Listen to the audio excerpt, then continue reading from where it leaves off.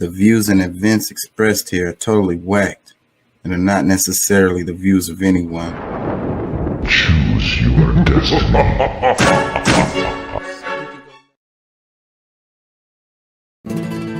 Dime qué tú quieres, papi. ¿Quieres que lo mueva para ti? Mueve, mueve.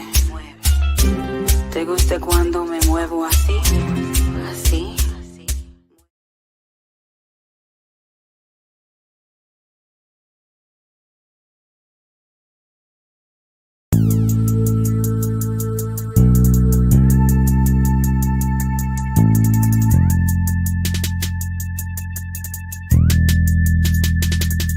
Thank you, God, for this day we have lived, everything in our life, our health, our family, the guidance you have given us, allow us guidance to the path of righteousness. Amen. Really, I'ma get that bitch. Revenge is a dish best served cold. She took my son, now my soul is cold. He took my daddy, now my soul is old.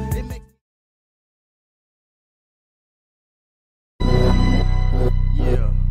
Just woke up.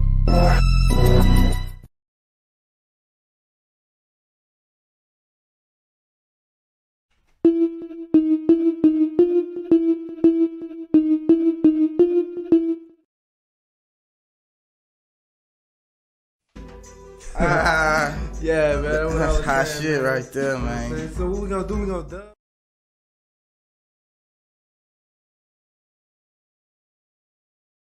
King Chaka ENT. Y'all can check out the music on Spotify, Apple, and other services.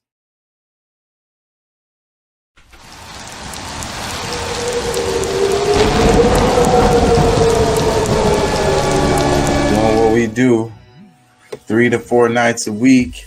King Chaka ENT.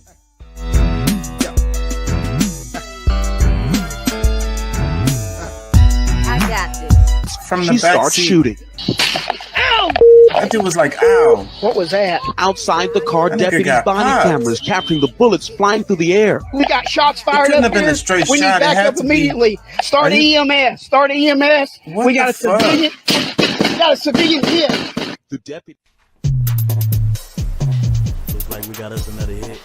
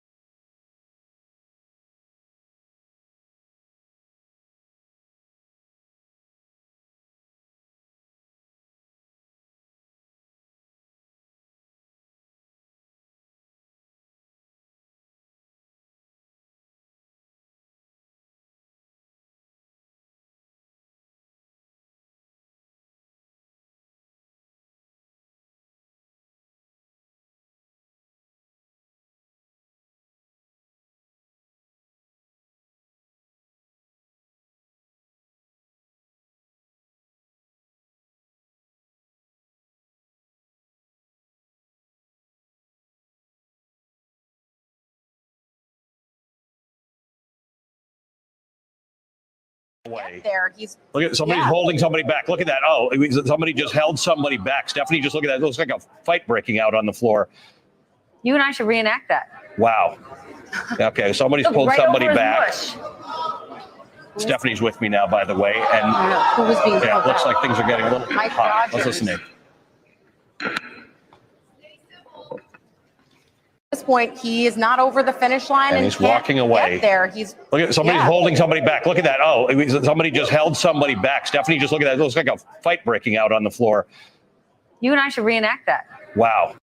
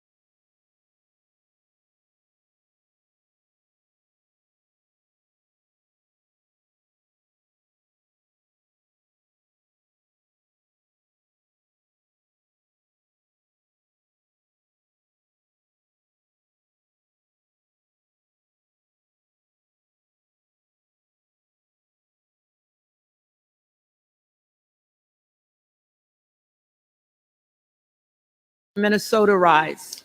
Madam Clerk, I rise to say, wow.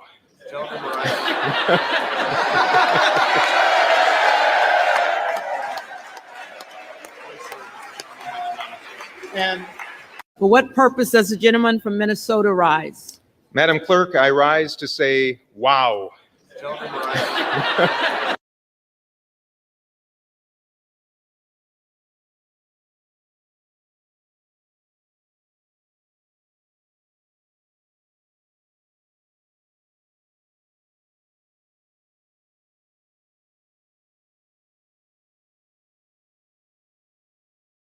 we're gonna make progress. We're gonna shock you. Why? Why? How are you gonna shock us today? You gonna get there today? When we get there today, we'll give us some progress. What's good about this deal? Can you tell me what's great about it? We're gonna get it done. We're gonna make progress. We're gonna shock you. Why? Why? How are you gonna shock us today? You gonna get there today? When we get there today, we'll give us some progress. What's good about this deal? Can you tell me what's great about it? We're gonna get it done.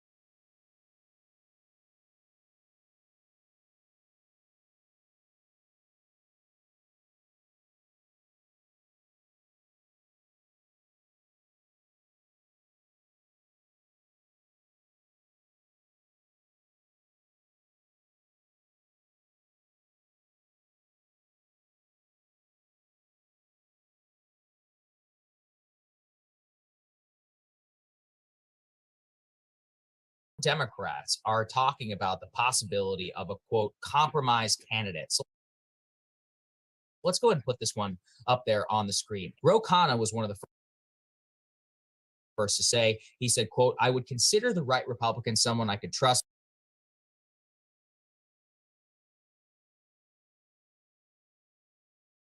Like Brian Fitzpatrick, Mike Gallagher, who actually spoke eloquently on the floor, David Joyce, but there needs to be two conditions. One, you cannot have the debt ceiling, the debate, or the shutdown as something that takes the country hostage. Two, there would have to be some agreement on subpoena power, but I'm open to a Republican who could work to put the interests of the American people first.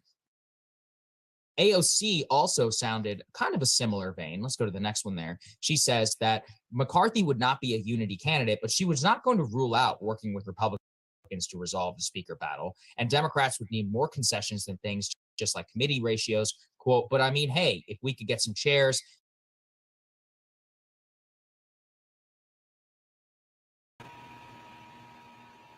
What the fuck is happening? And she said it would be a combination of things, including possibly the debt ceiling. Why I think that all of Okay, I've had enough. This matters is that I'm sorry, y'all. I apologize. I do not know what the hell is that about. I need to close some of these tabs. Can't get my green screen right. Where is everybody? So I could read an AP article. McCarthy fails again as tension boils over on House floor. Let's see this one. By Lisa Mascaro and Farnoosh Amiri. 20 minutes ago. McCarthy elected House Speaker in vote 15 after chaotic week. So he did make it? Hold on. I thought they said he didn't make it. The last thing I saw. These are pictures. He's smiling and clapping and pointing at him. Must have missed that. It must have happened while I was working. Let me see. Let's read the article. It says, Republican Kevin McCarthy was elected House Speaker on a historic post-midnight. Post-midnight? Wow, what are you talking about? So it just happened? It's only midnight right now. Well, I guess it was different time. Okay.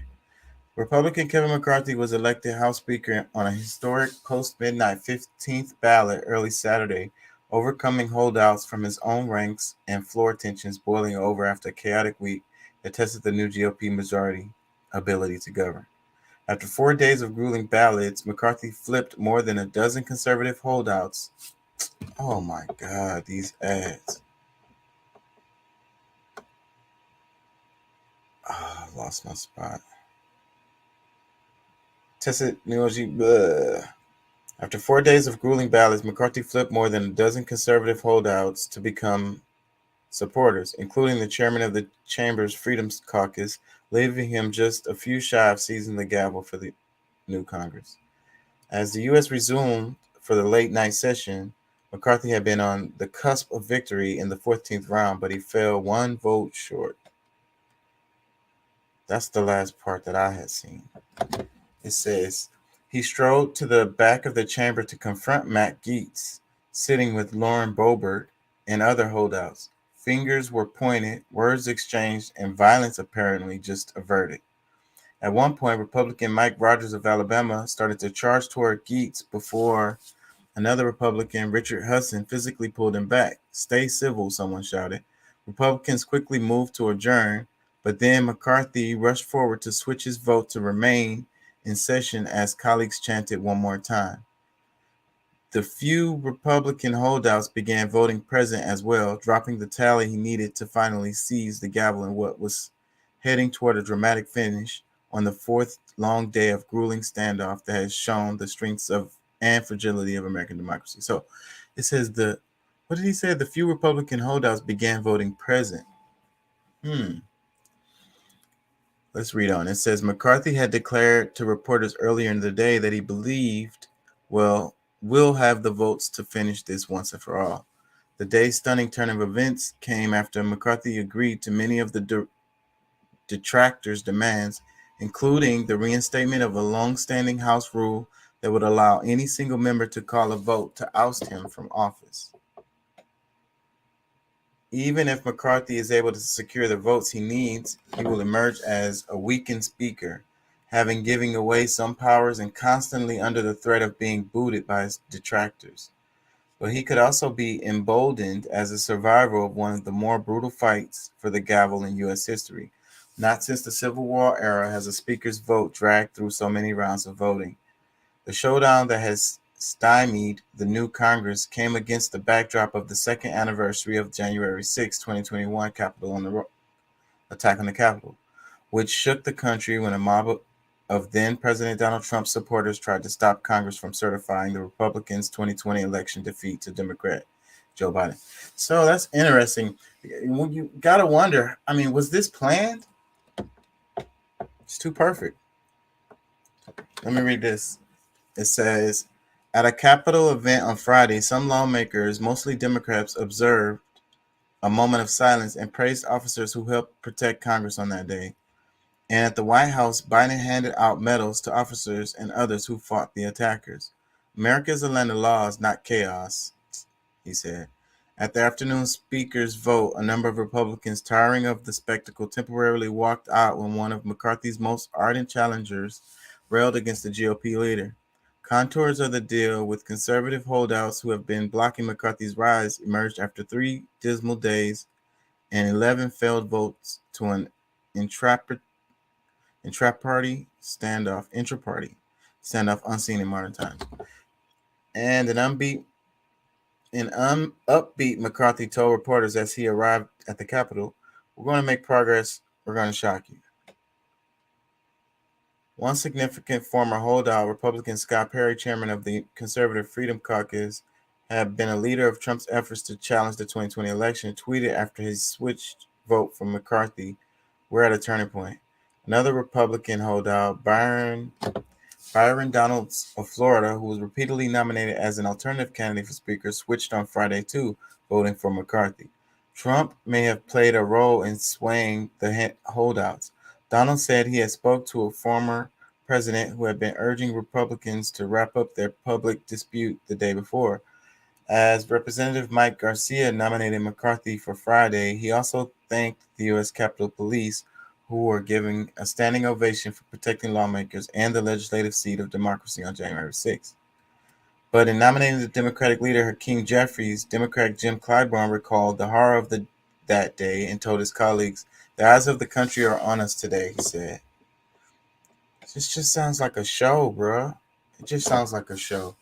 Without a speaker, the chamber is unable to swear in members and begins its 2023-24 session, a sign of difficulty ahead for the new Republican majority as it tries to govern. Electing a speaker is normally an easy, joyous task for a party that has just won majority control, but not this time. About 200 Republicans have been stymied. Oh, these freaking ads.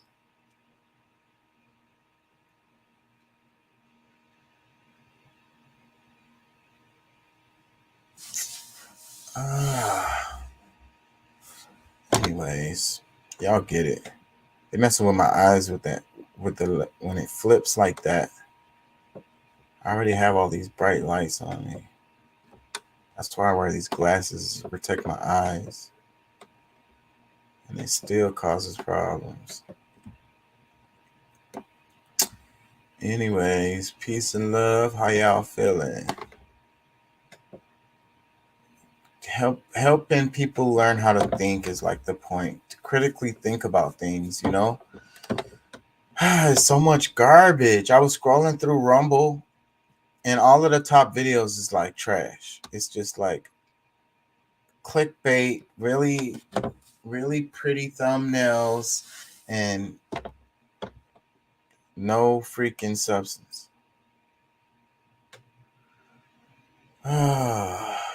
I want to talk about Peru, but I need to rest my voice.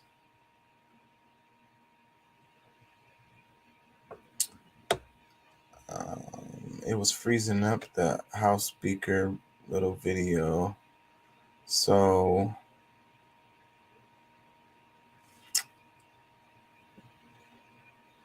screw it. Let's just go into Peru.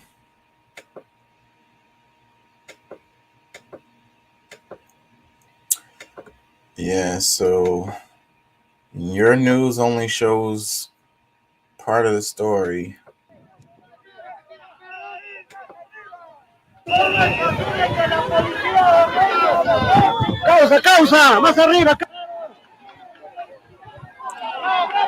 Not really sure what's happening. Oh, it's random clips.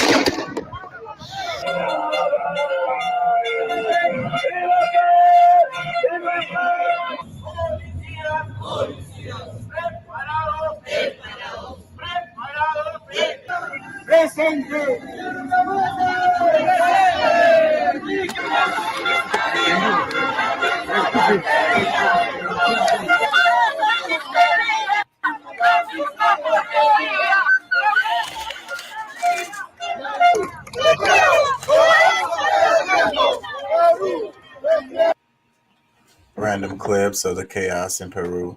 So, well, if you didn't know, it's a mess in Peru, and it has been for a little while now.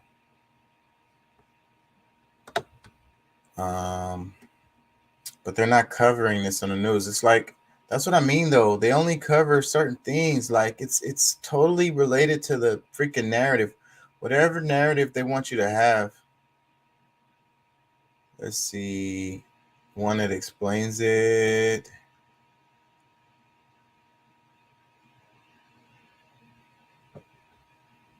I think this one does. Un gobierno que nos represente.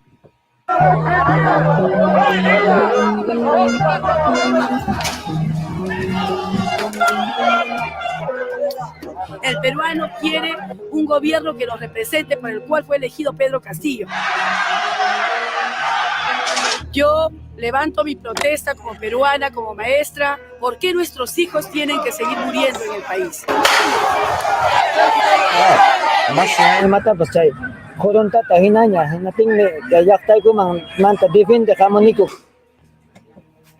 Castillo es un delincuente. Porque nunca vamos a ser un país comunista. Estos manifestantes están agrediendo a la policía. ¿Y qué cosa esperan? Que la policía no haga nada.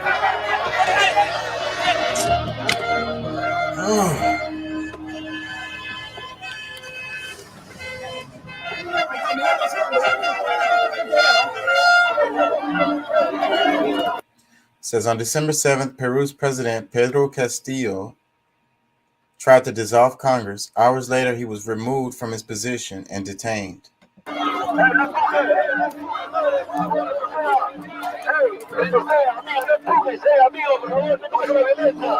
The country is now being run by Castillo's vice president, Dina Boluarte.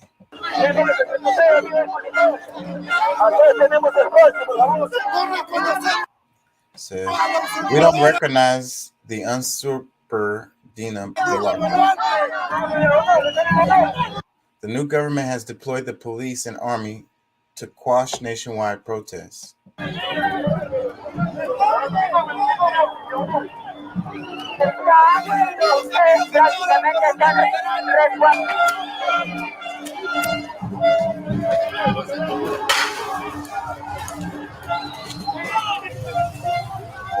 Nosotros podemos hacer uso de We should be able to make right of. We should be able to nuestro give. pleno derecho de salir a protesta We should be given the right to protest cuando nuestro país prácticamente lo ha when our country has been plunged into sumido en un terrorismo de Estado, en un golpe de Estado. terrorism. Tenemos un Congreso dictador, tenemos We have Congress that is a dictatorship. We have a usurper in power, a una usurpadora en el poder que es la señora Dina whereas Mrs. Dina Boluarte, Boluarte. Unido, jamás será vencido. Tiene manchada la mano she has blood on her de hands. sangre. Esta señora sí ha vendido a los poderes This lady has sold out to different power groups. fácticos de los grupos de poder. Esto es pacífico, señor. Oiga, eso es una dictadura, no estamos en dictadura. Esto es una dictadura, tenemos que ingresar, es una vía pública. No es una marcha, no es una marcha. Si es pacífica, voy a sacar una resolución de la UNAI para que le autorice la marcha. Entonces, según este Once a state of emergency is estado de declared, emergencia, esta señora se dé el derecho, 30 President during those 30 días days ha dicho, se dé el derecho de disparar a has granted the right quien se le pegue su for anyone regalada to be gana. shot. Y el ministro de Defensa, The Minister of Defense, commanded by President Boluarte, comandado por la señora Dina Boluarte.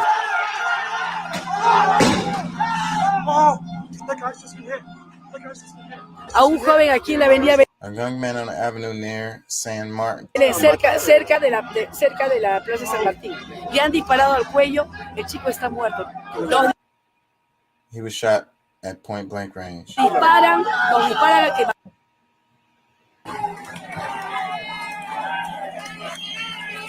Hundreds have been injured and 28 people have died so far.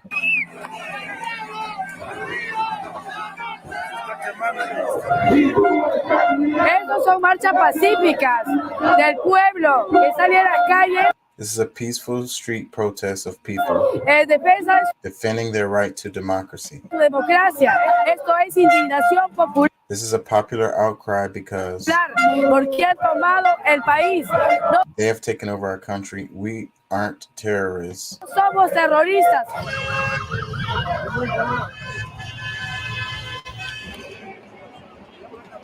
In 2021, Castillo won the elections by a slim 50.1% margin. Only 34% of voters in Lima, the capital, backed Castillo.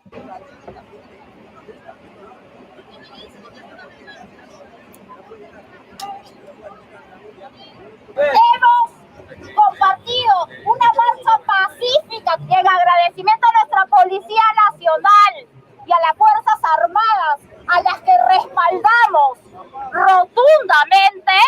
La parte dura recién empieza.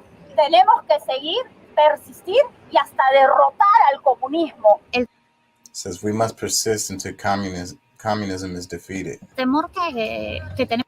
It says the fear isn't just mine, No it's all of solamente us yo, sino toda la gente que estamos who are fighting against this. luchando contra esto. La única seguridad que nos da The only security el that estado de the state of emergencia emergency gives us es el respaldo que tenemos is the support of the police and the army. de la policía y la Fuerza Armada, pero que justamente They're being attacked by angry mobs. está siendo violentada por estas turbas y disturbios de esta gente asusada por los which are being stirred up by communists. comunistas. O sea, no sabemos realmente qué cosa es lo que We don't know what will puede happen. pasar, qué cosa es lo que estén planificando What are they planning? ellos.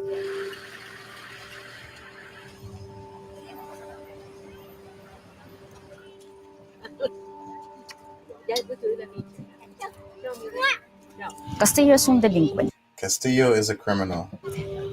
Falta demostrar The corruption cases against todos los casos de corrupción por los que se le acusa Pedro a Pedro Castillo still need to be proved, pero todo but everything suggests that it is true. indica que sí es cierto. Casos de Cases involving his family involucrar a su familia y amistades and en friends cargos in public públicos, office, de ganar of winning public tenders licitaciones de empresas fantasma. through ghost companies. It's an incredible list of things. 51 fiscal Es una serie de files, cosas increíbles, 51 carpetas fiscales.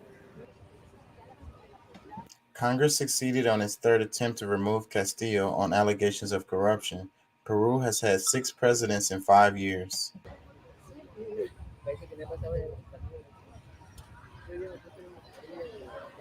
En realidad, si nosotros In reality, if we see what's happening, vemos lo que está pasando, sí hay yes, there is police aggression una agresión en este momento de parte de against those individuals. la policía contra esos individuos. ¿Pero por qué? But why? Generado Because porque they been ellos shooting han at the estado police? disparando contra la policía, han estado agrediendo. Claro. They have been El assaulting them. linchamiento que ha habido el otro Lynching that día happened the other day. en Abancay In Ujú. Avansy is totally unacceptable. realmente es inaceptable. Me había justo As a result of the attacks, I haven't told you a raíz de esto y de los ataques, no te había comentado que había that there's a hay message on a un mensaje que ha collective mandado un colectivo pidiendo apoyo to support an injured policeman. para un policía herido y justo he visto que es el And I just saw that it's in my blood type.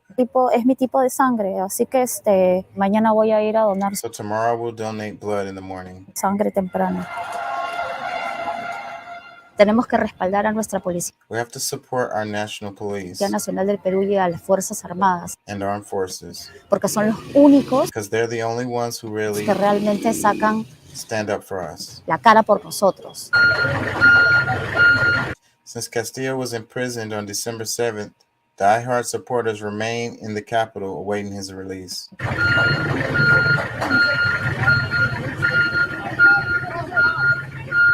Estas son las donaciones These are the donations that que came llegaron de todos los vecinos de from alrededor neighbors.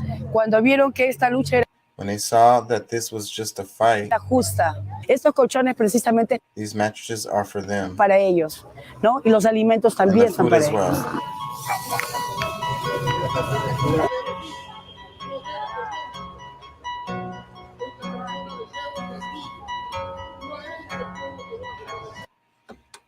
The music. Anyways, I think y'all get it. Let me see. Let's get some comments.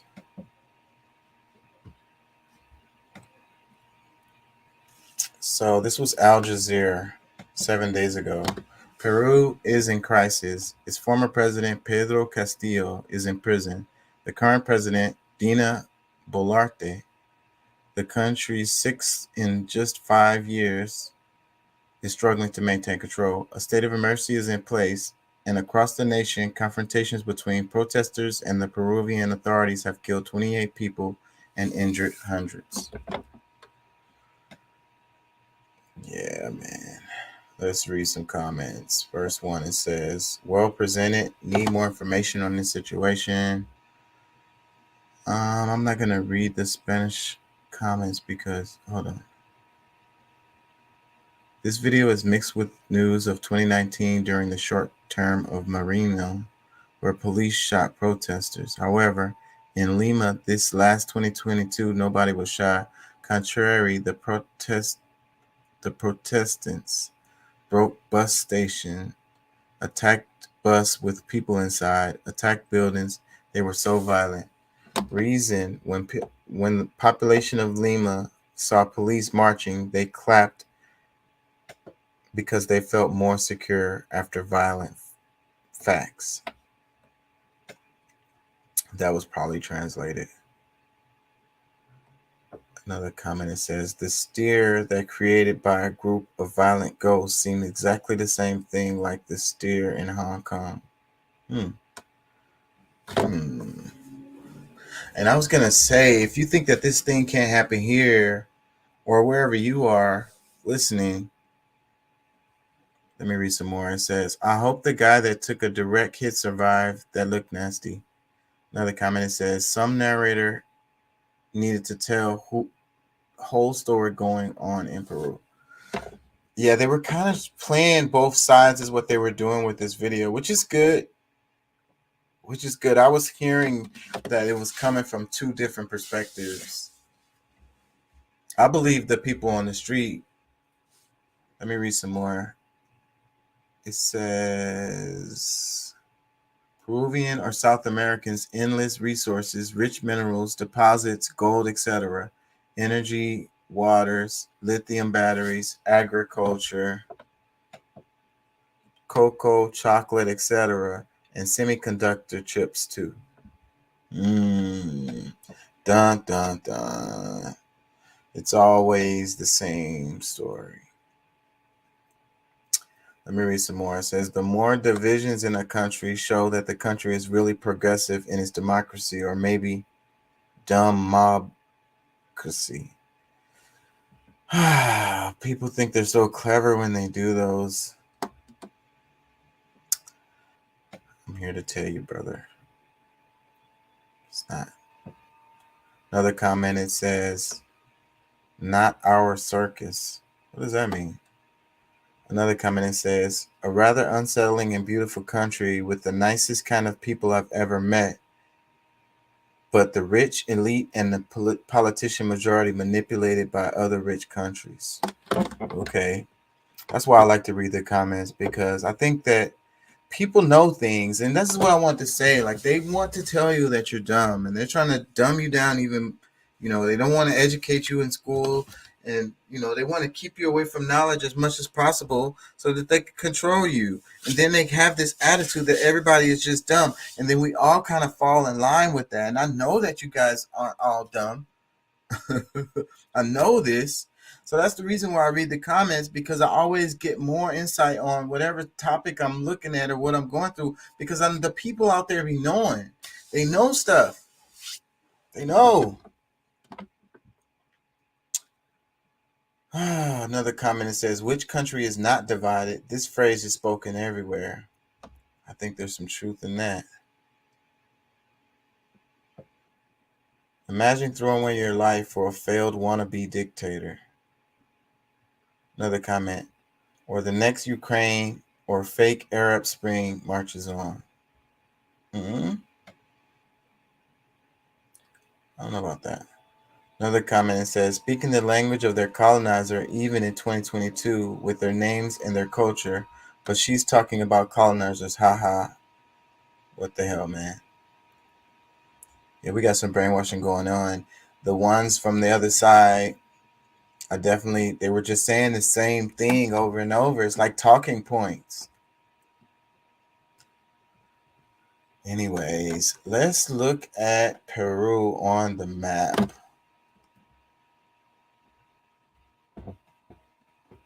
It's always a good idea to understand this stuff better is to look at the map. And people really don't understand the world and like what's going on.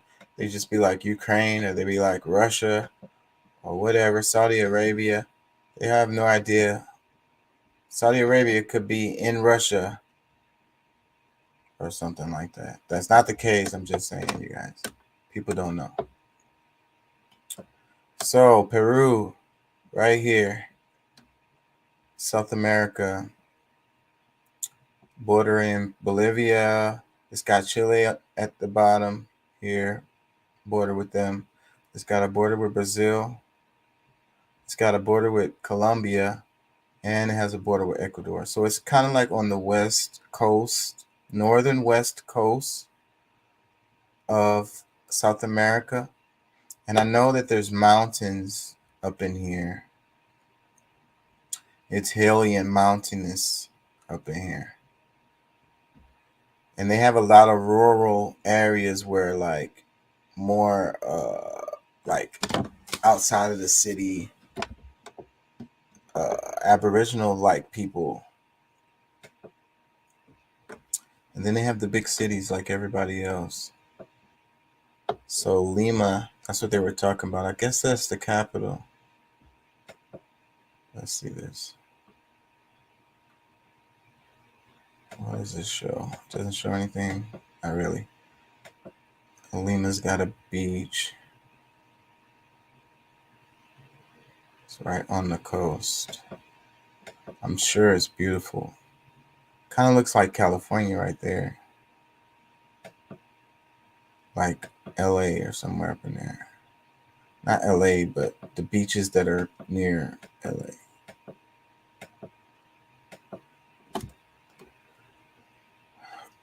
Cusco. That's a historical name right there. Could go into that, but I don't want to throw y'all. But that, it's a llama. That cartoon, what was the name of it? It's a llama.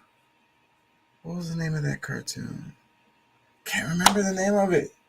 Ah, that sucks. Anyways, it was very historically accurate, that cartoon. It was a movie. It was an animated movie.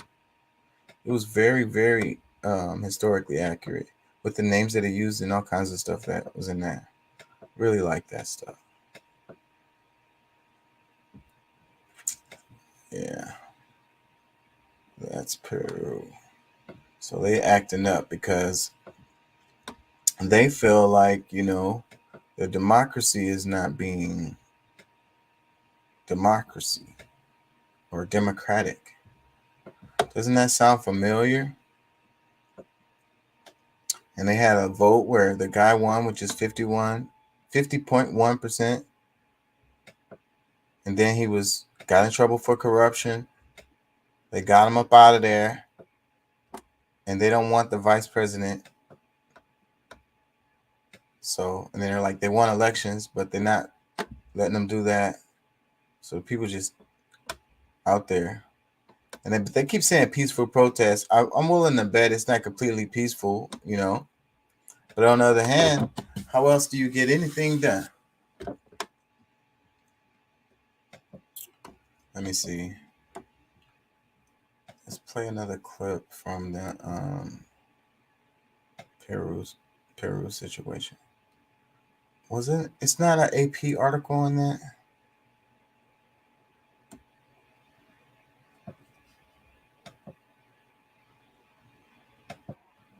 So they're doing roadblocks to stop the people from marching. And that's really the drama that's going on. I don't understand why they have such a big problem with them marching. They're not going to do nothing anyways. They're not going to do nothing about it anyways. Just let the people march through the streets. Why bring the cops out there? And now you got photo ops, you know, to you know, push the revolution forward, if you will. You know, just let them walk. And then just do whatever the hell you want to do. I don't be understanding why they go out there and, you know, it really it instigates the whole thing. A march led by 10 coffins, a symbolic reference to the people who died in December when the army opened fire at protesters near the airport in the Andean city of Ayacucho. My son was taken from me. He was 20 years old. I want justice. The families of the victims blame President Dina Boluarte for the violent crackdown and want her resignation. She is a murderer, a dictator entrenched with Congress. We demand her immediate resignation. There were protests in several regions on Wednesday. Highways were blocked in Cusco. In Puno, many clashed with police, demanding new elections to be held immediately. Although many different groups around the country want different things and they're not coordinating among regions, there is one voice being heard louder and louder, and that is the demand for closing of Congress and the reform of the Constitution. 74-year-old Enrique Torres has no time to join protests. He lives from crop to crop, barely feeding his family. As he plants beans, he reflects on his anger at Peru's political elite. Farmers like me suffer from a lack of rain, but congressmen don't do anything for us, like improvements or irrigation. How must we live? That is what I ask politicians, that the laws change to amend the constitution to one that would favor all of us. In the district of Socos in Ayacucho, most farmers live like Enrique, working the fields, and these days listening to the news of the nationwide discontent they say they share. Community leader Hilda Rodriguez says politicians never remember them. The rich politicians take advantage of us. For them, laws and justice exists, but there's no law or justice for us.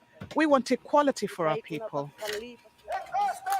As protests resume, President Boluarte is urging for peace. The government says development and growth can't stop, and is promising security forces will act responsibly while protecting private and public property.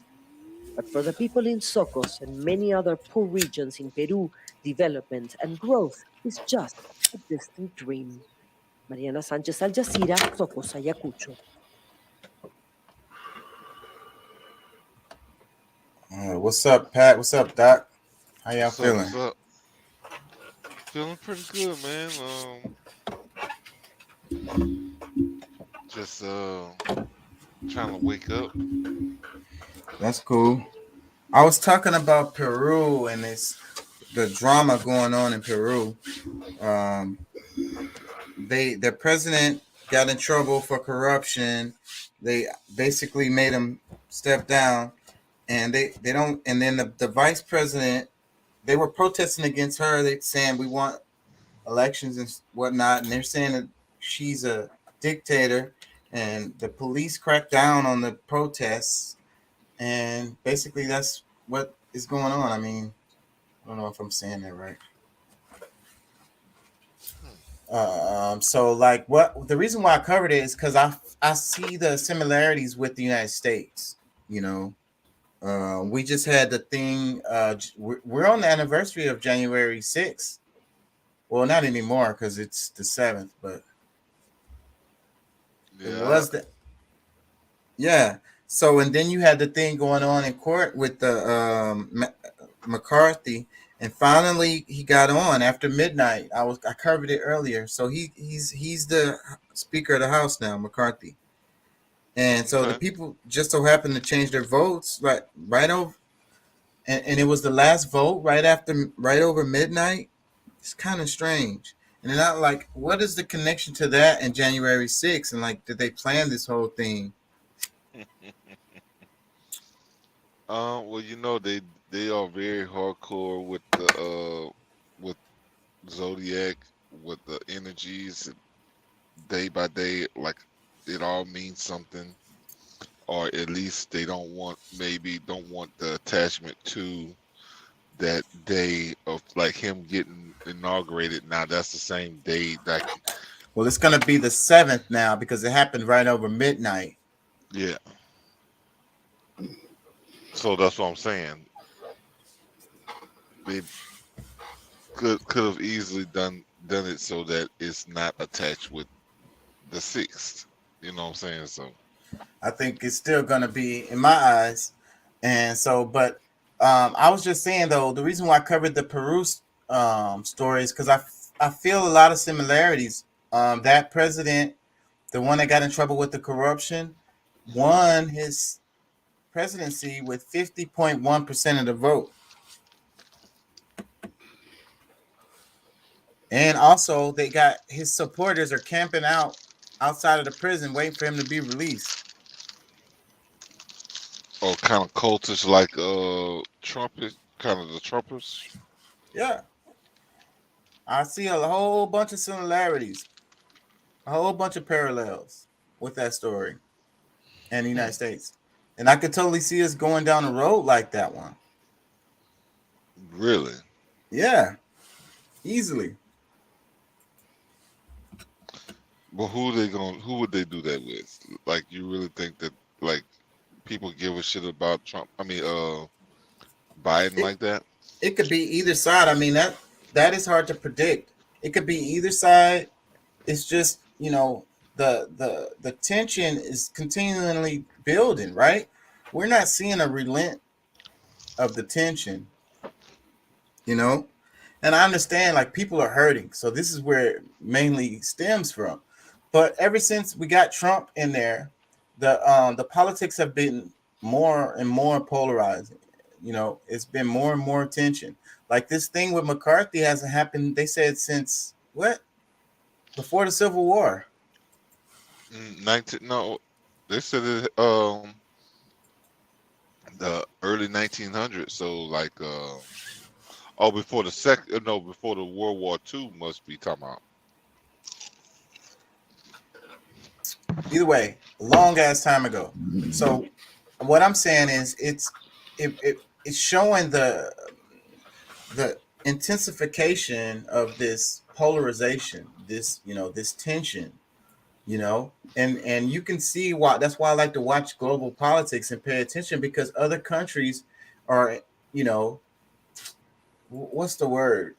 Influenced by other nations. You know what I'm saying? And you can also see like the future or the past of certain nations by looking around the world and looking at other nations. You're looking at, you know, the way they did things, the way their politics looks. You get what I'm saying? Yeah, no, I hear what you're saying, but you know, I guess maybe. I see where this wandering is going to end up. That's for sure. What I'm saying? What the point I'm getting to? Yeah, we're heading toward the America bad, America had something to do with it kind of lean normally. Yeah, well, you would be right, because that is where I'm going. Because I'm saying that we're heading in a direction like this. What's going on in Peru? That's the reason why I covered the story. Well, there's no time where America's not bad. I mean, we're the lead. In most cases, we're the leaders of a lot of the negativity that is going. I mean, I think that we do work. You know, there's times where we are doing some good, but you know, with a lot of the trends of things that's going on. You know, I challenge you to name a single flag that doesn't have blood on it. I was about to say that, you know, that is one thing that I can say is that, you know, the United States, they're not the only ones in this game. You know what I mean? You know, it's going on all over the place as far as this, like, meddling in other countries, as far as like scrambling for resources. It's like the colonization thing that they were doing is still going on, but it's under the It's always been a war for resources. They just changed the names. Yeah. So now it's the same corporations. It's the same thing, really, but they changed the names. They changed like the framing. They changed the narrative. Well, instead of colonization, it's now a resource war. Excuse me, a race for the future. Yeah. Who's going to be in control of the 43 minerals that are needed for future tech, of which 3 China already has a hard lock on?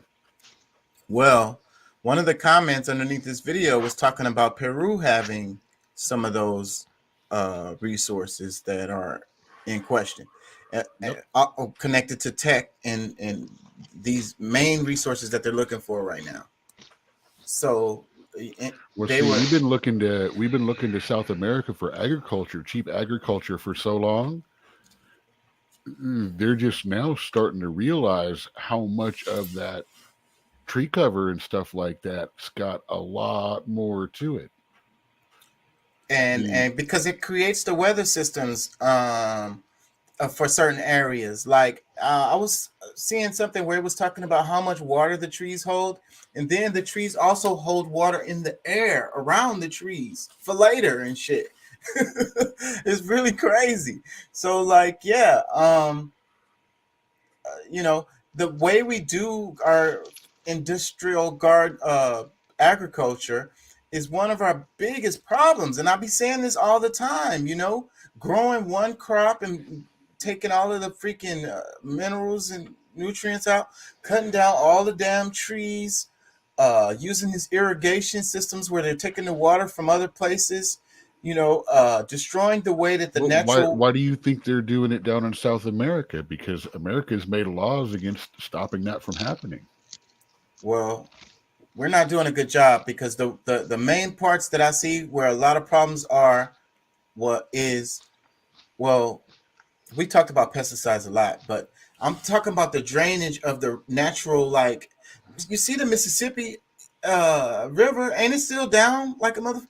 The shrubbery, the natural trees, the way the whole topography. That's the reason why people need to learn geography, because like down south, right? That's all like the mouth of the Mississippi River, right? It breaks up, right? More like the butt end of Shit Creek if you actually look at the water. And so, but it's really important. There's a reason why it's so like murky and full of nutrients, basically. I mean, you've enjoyed the brown waters of Galveston. I mean, we all have here in Houston. Yeah, man. You get out of there and your bathing suit is a different color. What was I gonna say? The way the shrubberies grow, you know, the trees, the natural bushes, all of that stuff is related to the water retention. You know what I'm saying? The shrubberies, the moss, all of that little stuff. Man, every time you say shrubbery, all I got's Monty Python going through my head, man. Bring me a shrubbery. We are the Knights of Ni. My Monty Python and the Holy Grail, man. So finding the right words. If you haven't seen it, watch it. Finding the right words is something I struggle with all the time. But it's like the plants that grow on the edges of rivers and in the mouths of rivers. The way, like in Houston, we have the bayous, and it's like natural plants that grow there, and they soak in the water. Yo, good God, you sound like someone from the North. Bayou? Your Louisiana parents are reaching out and rolling in their grave right now, man. It's making me very cringe as well, because I'm like, bro. How you supposed to say it? Bayou. Bayou. Okay. The bayous. All right.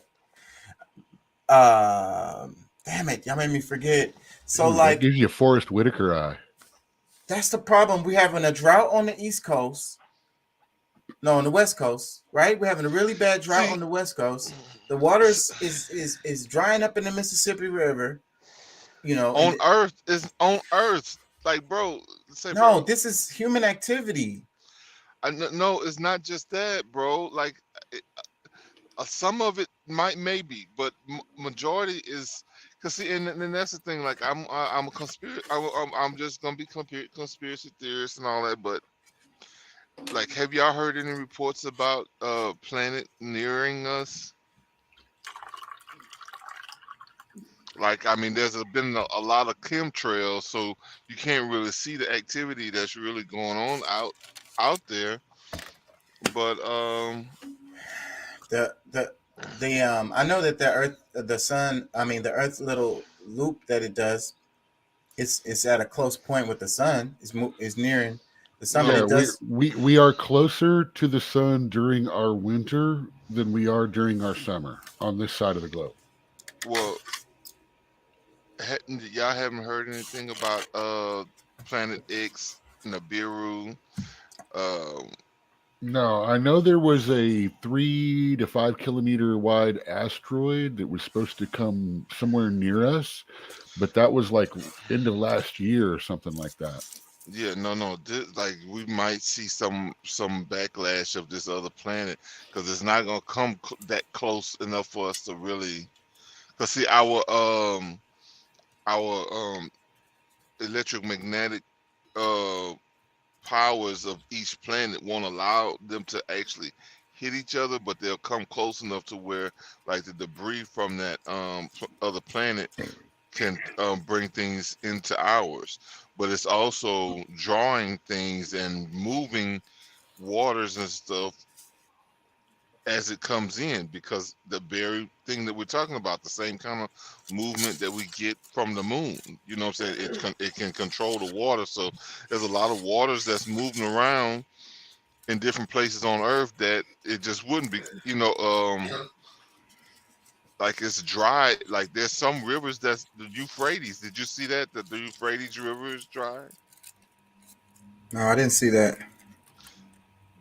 Yeah, bro, like I think that our focus should be on what we have power over, what we can impact. You get what I'm saying? But what if you're powerless? What if, regardless of what you say or what you do, what you think, how you feel? I mean, it sounds to me like Ming's bringing that planet close. Maybe we need to find Flash Gordon. Maybe, but I mean, I'm not willing it in.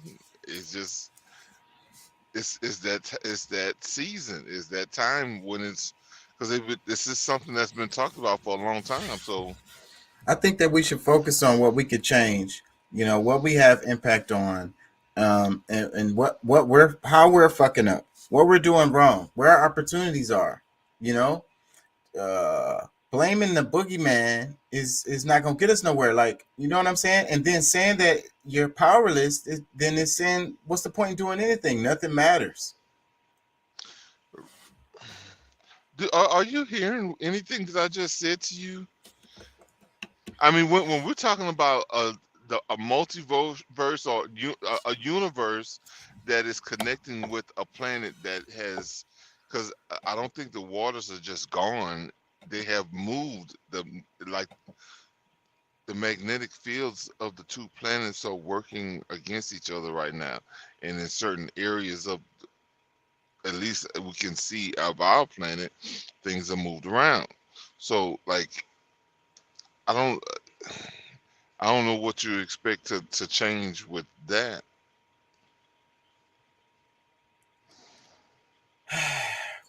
Well, All right.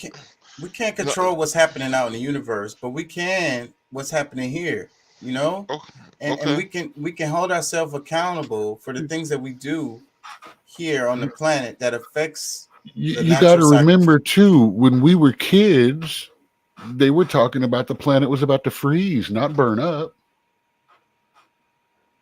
Literally in the 70s. Yes, it's so easy to sell people on these end of the world stories. It's because someone has been saying it's going to be the end of the world since the beginning of time. The only consistent thing in climate change so far has been taxes have gone up, people have been getting richer, and the environment has been getting worse.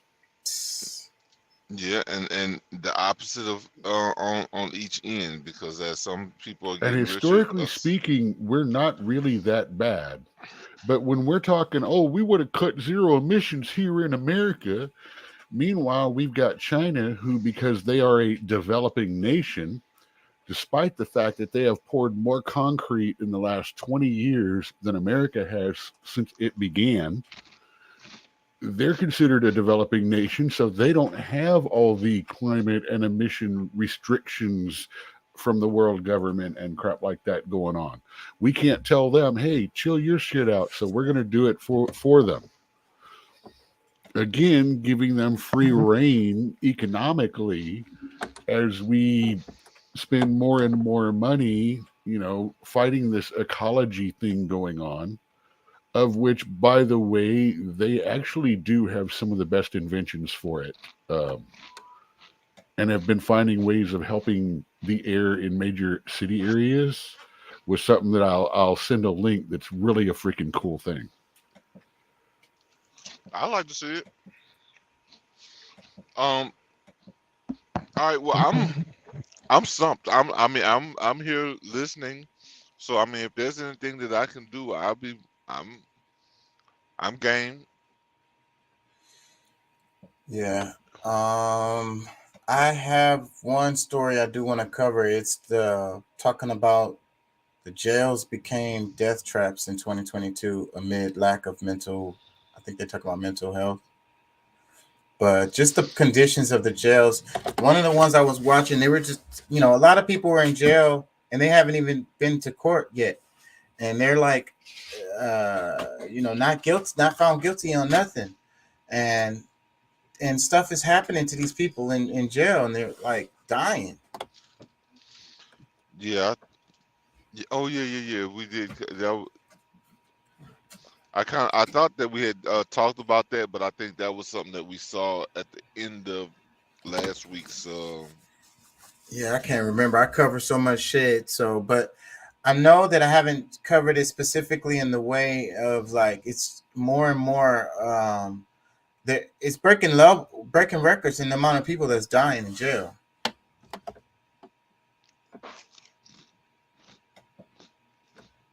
Yeah, I saw. I saw some of it, so Did I share this with y'all? I might have shared this with y'all. I think I did earlier in the week. Let me play this. Comes to a close. We look now at one of the most alarming developments this year.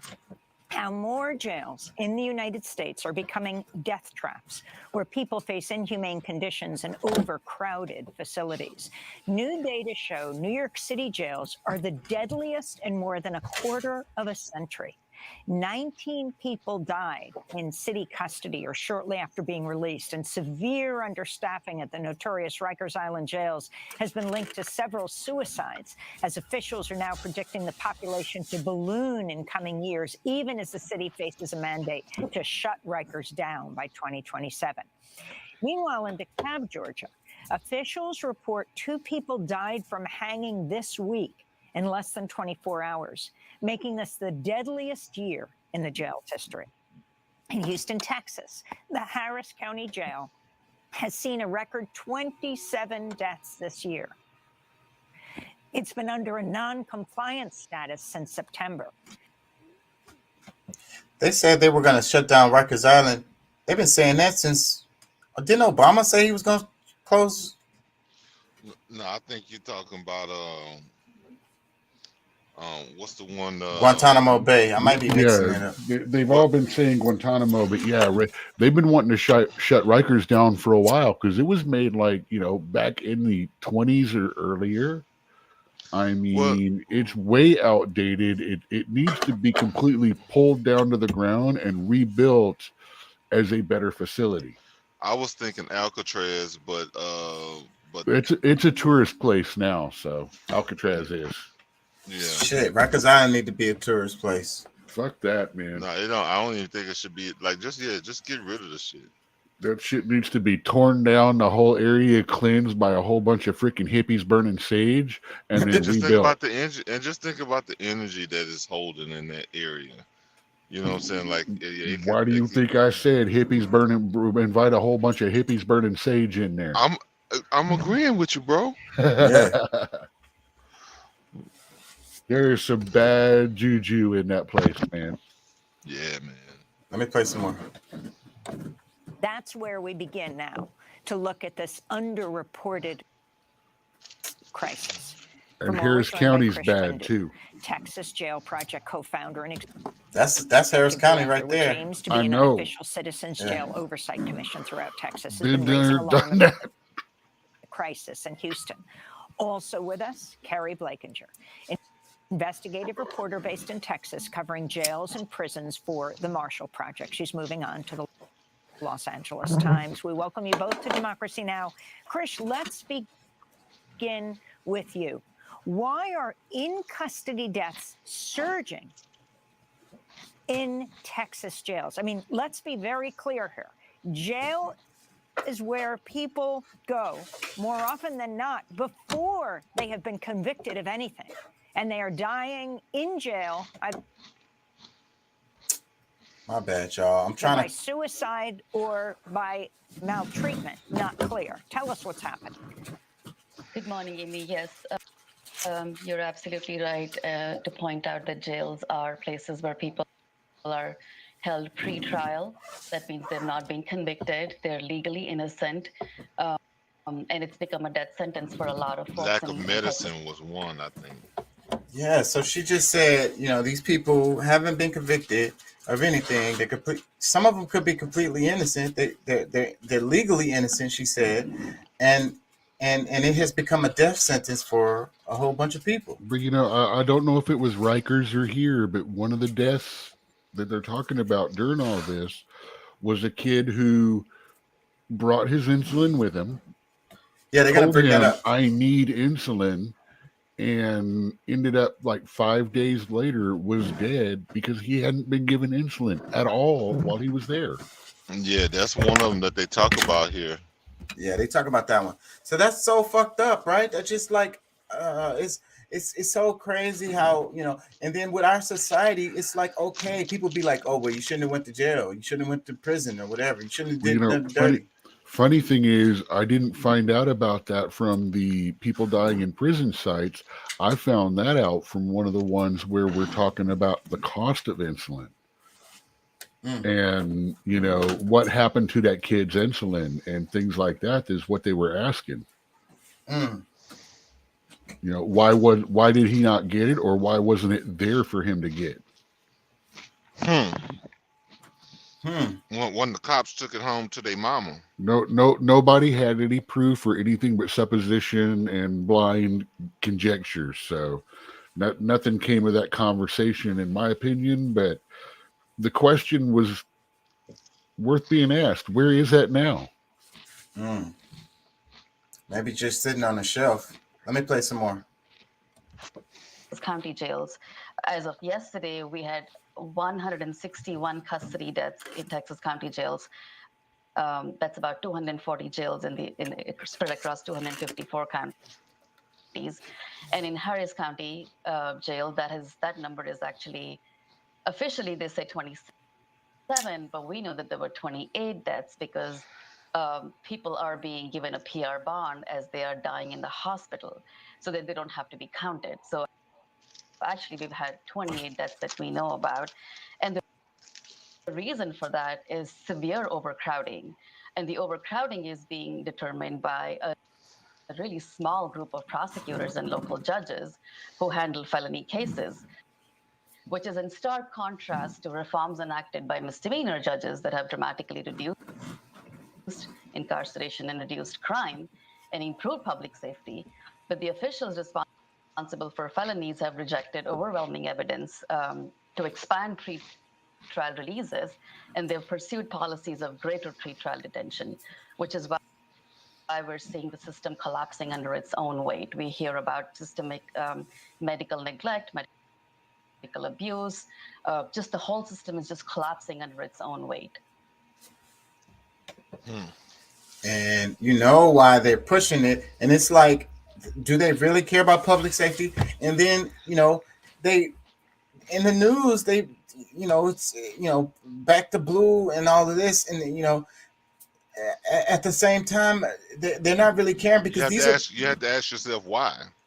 And these are regular people that end up in jail behind random stuff sometimes. You know what I'm saying? And now they're in there and they fuck around and die behind some random ass situation. And it's happening more and more. So, but then with the number being 27 or 28 or whatever, a lot of people might be like, oh, that's not a lot of people. So whatever, like, it's not a big deal. Well, one person is too much. If it's an innocent person that's in there and, they didn't get their insulin, some stupid stuff like that. Like, everyone should be upset about that because that could be any one of us or our sons, daughters, sisters, brothers, mothers. No, people should be even more upset about this because, again, this is jail. This isn't prison. These are people being held that still have yet to be arraigned, to be tried. At this point in time, they are all not guilty, and their life is 100% beholden to the state. And we're not in good hands. Like all states. We are ultimately, as a state, responsible for every bit of their safety in their lives because they have been given no choice but to be where they are for what that is. And They're I not think a guilty. lot. They're not guilty yet, but they're still being held against their will. We are 100% responsible for their fate. Well, my thing is, I think the system itself is egotistical, and based on ignorance, a lot of times these people get locked up for BS. And we've been talking about bail reform, but a lot of these people should never even get bail. Like if you get a citation to come show up in court, and then it'd be discussed at that point. But trying to lock somebody up, like that's police overreach. You know what I'm And saying? they're Because making a whole bunch of money. It's all the money because see, they're saying they're overcrowded. What do you think? Why do you think that's happening? Like all the money is each head that's in there. yeah.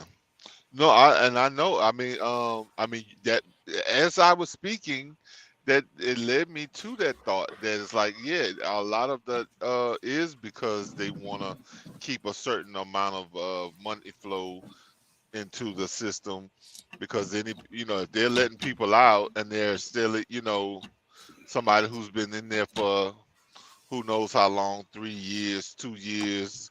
So like some of these people in city jails end up being locked up, time served, they get freed on something that maybe they would have done 18 months or this, that, and the other. So as people are coming out, they're looking to be able to lock more people into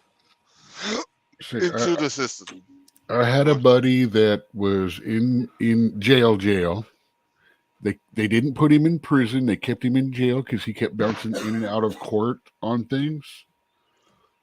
So after 18 months, he got a 5-year sentence and triple time because it was in jail or some crazy like that. He got a 5-year sentence and was out 3 days later with time served. That's so crazy. Like, how does that happen? Never saw a prison. I mean that because there is a game to be played. Yeah. Let me play some more. So even as we speak overnight, you've been getting more information. Describe the situation of people who have died in jail. Yeah, so just to give you an idea of some of the tragic and completely preventable deaths. That's one thing. I'm gonna close all my other tabs. So I think that's the reason. Like to underscore is that these are absolutely preventable deaths. So 24-year-old young man went into the jail with his insulin shots. Oh my God, this is annoying. And he told the staff that he was diabetic and he needed his insulin. 4 days later, he's dead because of diabetic ketoacidosis because he didn't get his insulin. The first death this year was Simon Peter Douglas, who came into the jail in acute psychiatric crisis, tried to hang himself, and they put him in a padded cell, and he managed to beat his head so badly against the walls and the metal grate on the floor that he eventually died, which is abject medical neglect. I mean, these are absolutely preventable deaths. Another death that I was reading an autopsy report on yesterday of a 38-year-old woman with diabetes. She died because of complications from a fungal infection. So all these were just completely preventable deaths. 3 of them were suicides. 4 of them were people with severe mental illness who were found incompetent to stand trial. And these are custodial deaths. So these people are under the direct supervision, surveillance, and care of the sheriff's staff. And so they're responsible for their life and death. And when people die under direct surveillance and supervision, it just erodes the public's trust in these systems. I mean, if I can't trust the sheriff to keep people in his own custody safe, how can we expect him to keep people in the community safe? What do y'all think about that? Very strong words, and I think that a lot of this has to do with practice, and then if they weren't trying to overload, like dealing with too many people in jail, that okay, if they don't show up for court, then you go through the processes. If you catch them on the street, then yeah, you take them in, but otherwise, like, they just gotta you gotta let them go. I mean, it's really not that hard. It's so much bureaucracy. I think that it's a lot of the stuff is just not thought out. Like, it's so robotic and computerized. Like, I saw a clip on Instagram earlier where it was this guy, he was handcuffed, but one of his arms was had been removed. His arm only came down to about his elbow. So they had one handcuffed on one of his arms, and that was it. And the other cuff wasn't to nothing. Why? That's my point. Like, at some point, your procedure, needs to be adjusted based on the present circumstances, right? Like, at some point, you need to use your brain and be like, okay, the book says this. The book don't say nothing about this. I need to use my own common sense, and so, but that's what I'm saying. This system is lacking.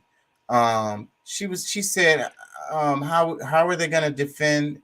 How can we trust them with our safety in the community when we can't even trust them? Within the with jail, our safety in their custody. Yeah, with that, yeah. But that's something that I think the question arises even before this conversation, because I mean, there's a lot of things that's happening within our neighborhoods and within the communities, regardless if we're talking about. Yeah, because look, wait, I wanted to say this, that recently it was these two girls died. It was a cop chasing in a car. What was it? For whatever reason, I can't remember the reason why he was chasing the car, but he sped through an intersection without slowing down enough, apparently, because it was two girls coming through the light. They had a green light, and they hit them, and they killed those two girls. And this has been on the news. They kind of been making a big deal out of it.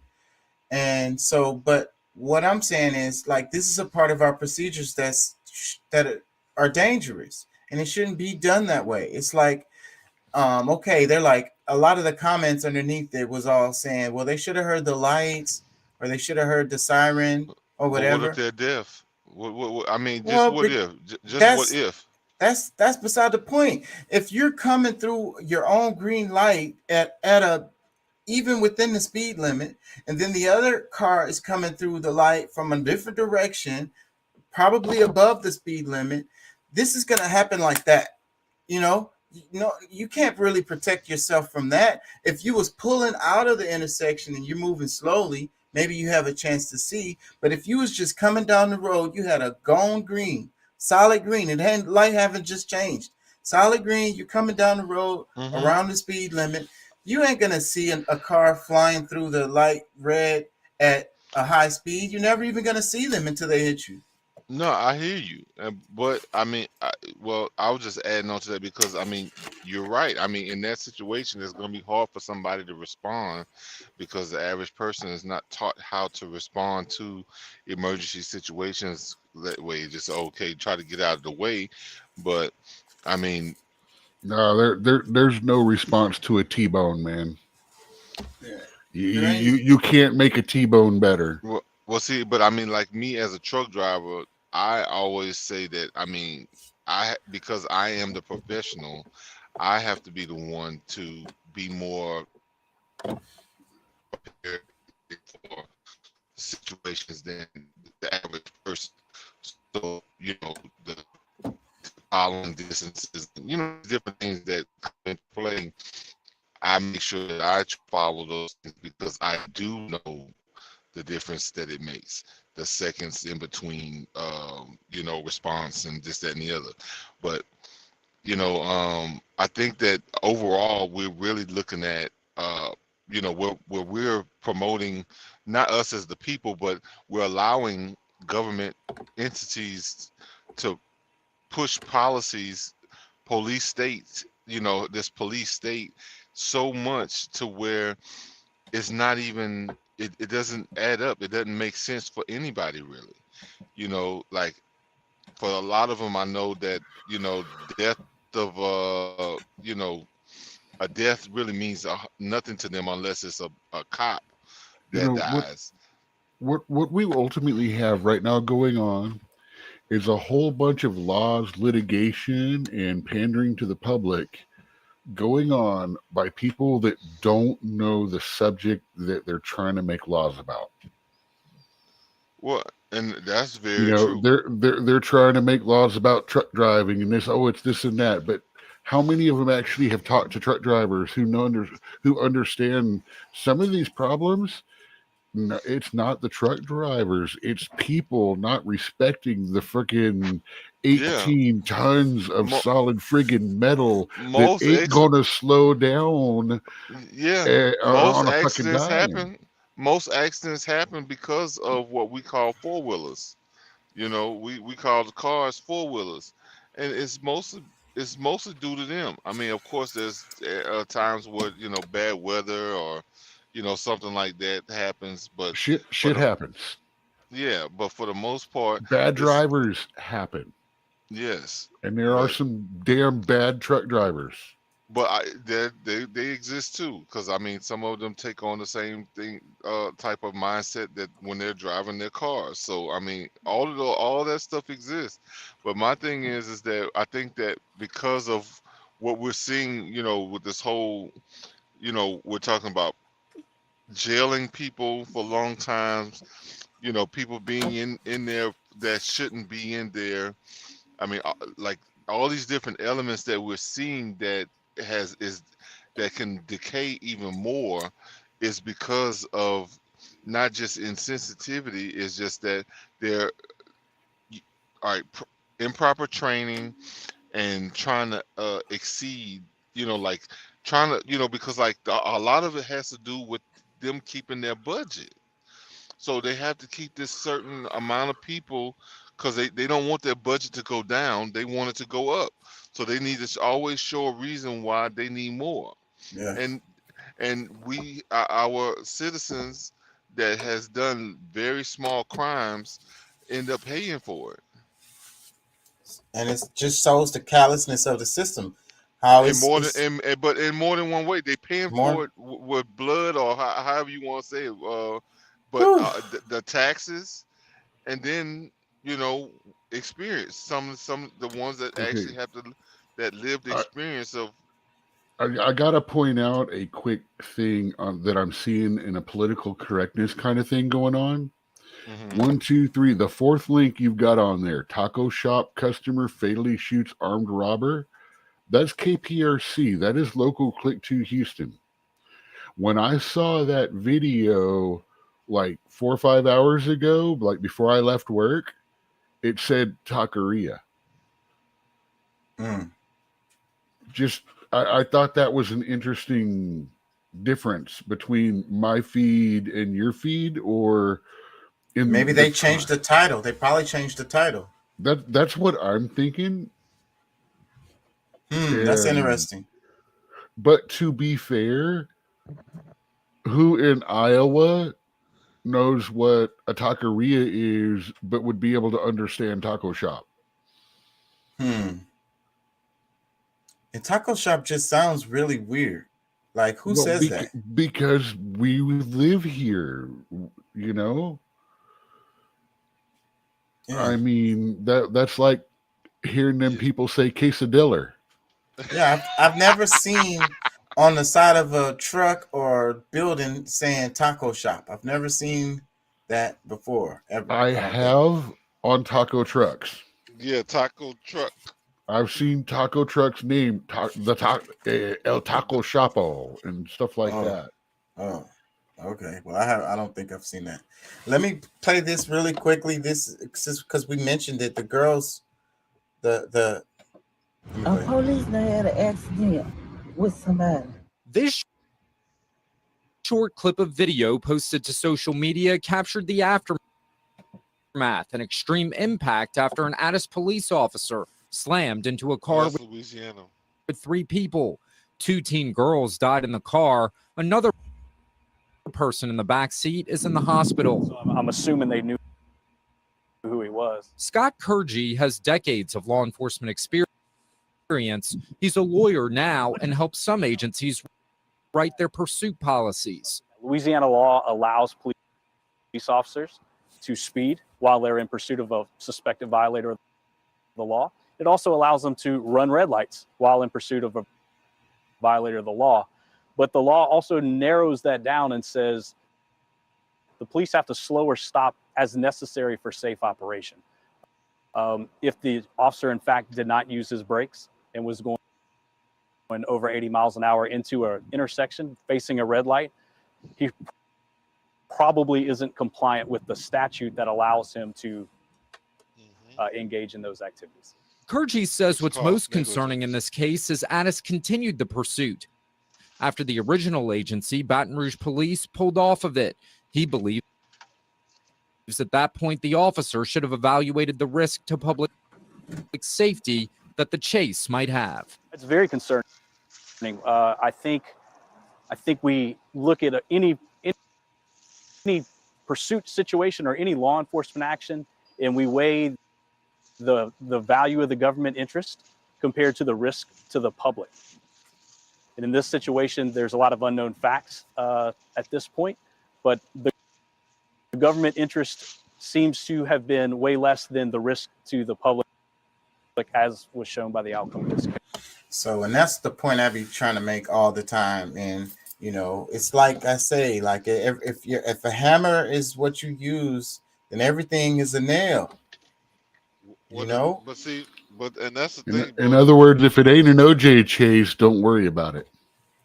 I mean, Don't take look, the we chance. live in the future. We have freaking CCTVs everywhere. We got video. They could send a drone. Once you get his license plate number or whatever, where else he probably going home? Go pick him up when he gets to his house. Like, come on. Why we have this archaic way of doing things? What was he locked on and established at that time, or were they still waiting on that to happen?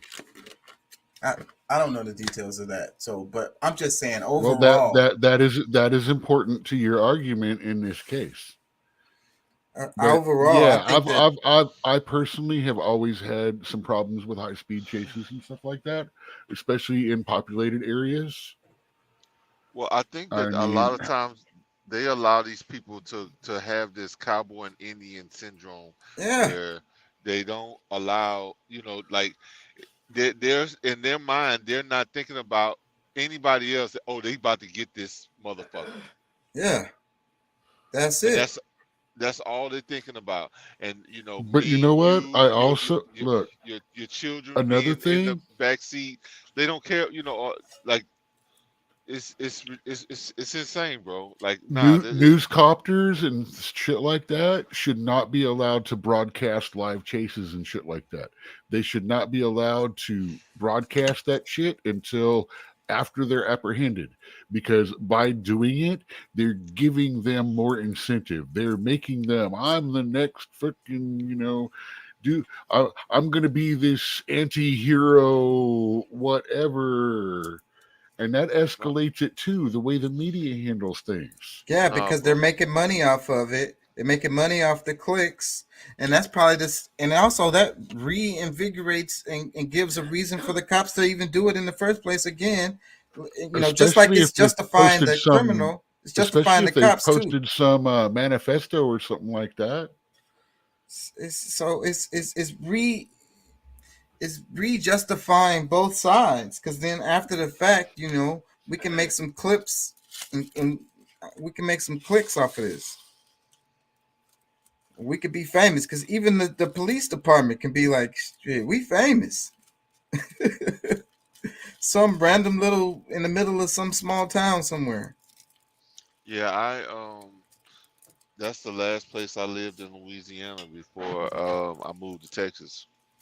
That's interesting. Let me read this. It says Louisiana officer charged after teens killed in police chase.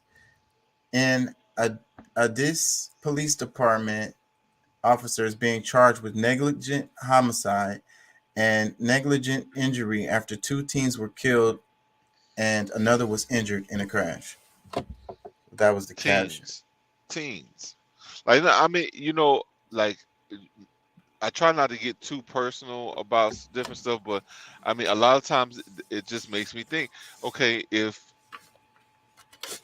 you know, my son is in a car with somebody and they, you know, like, if that happened to my family member, I don't really give a damn what they was chasing these people about. Like, bro, you didn't do what, you know, you trying to catch a criminal, but you forgot about the rest of us, like the law-abiding citizens that's just living, and now that, like, some of them are gone because of your negligence. No, Yeah. bro. Yeah, man. It's horrible.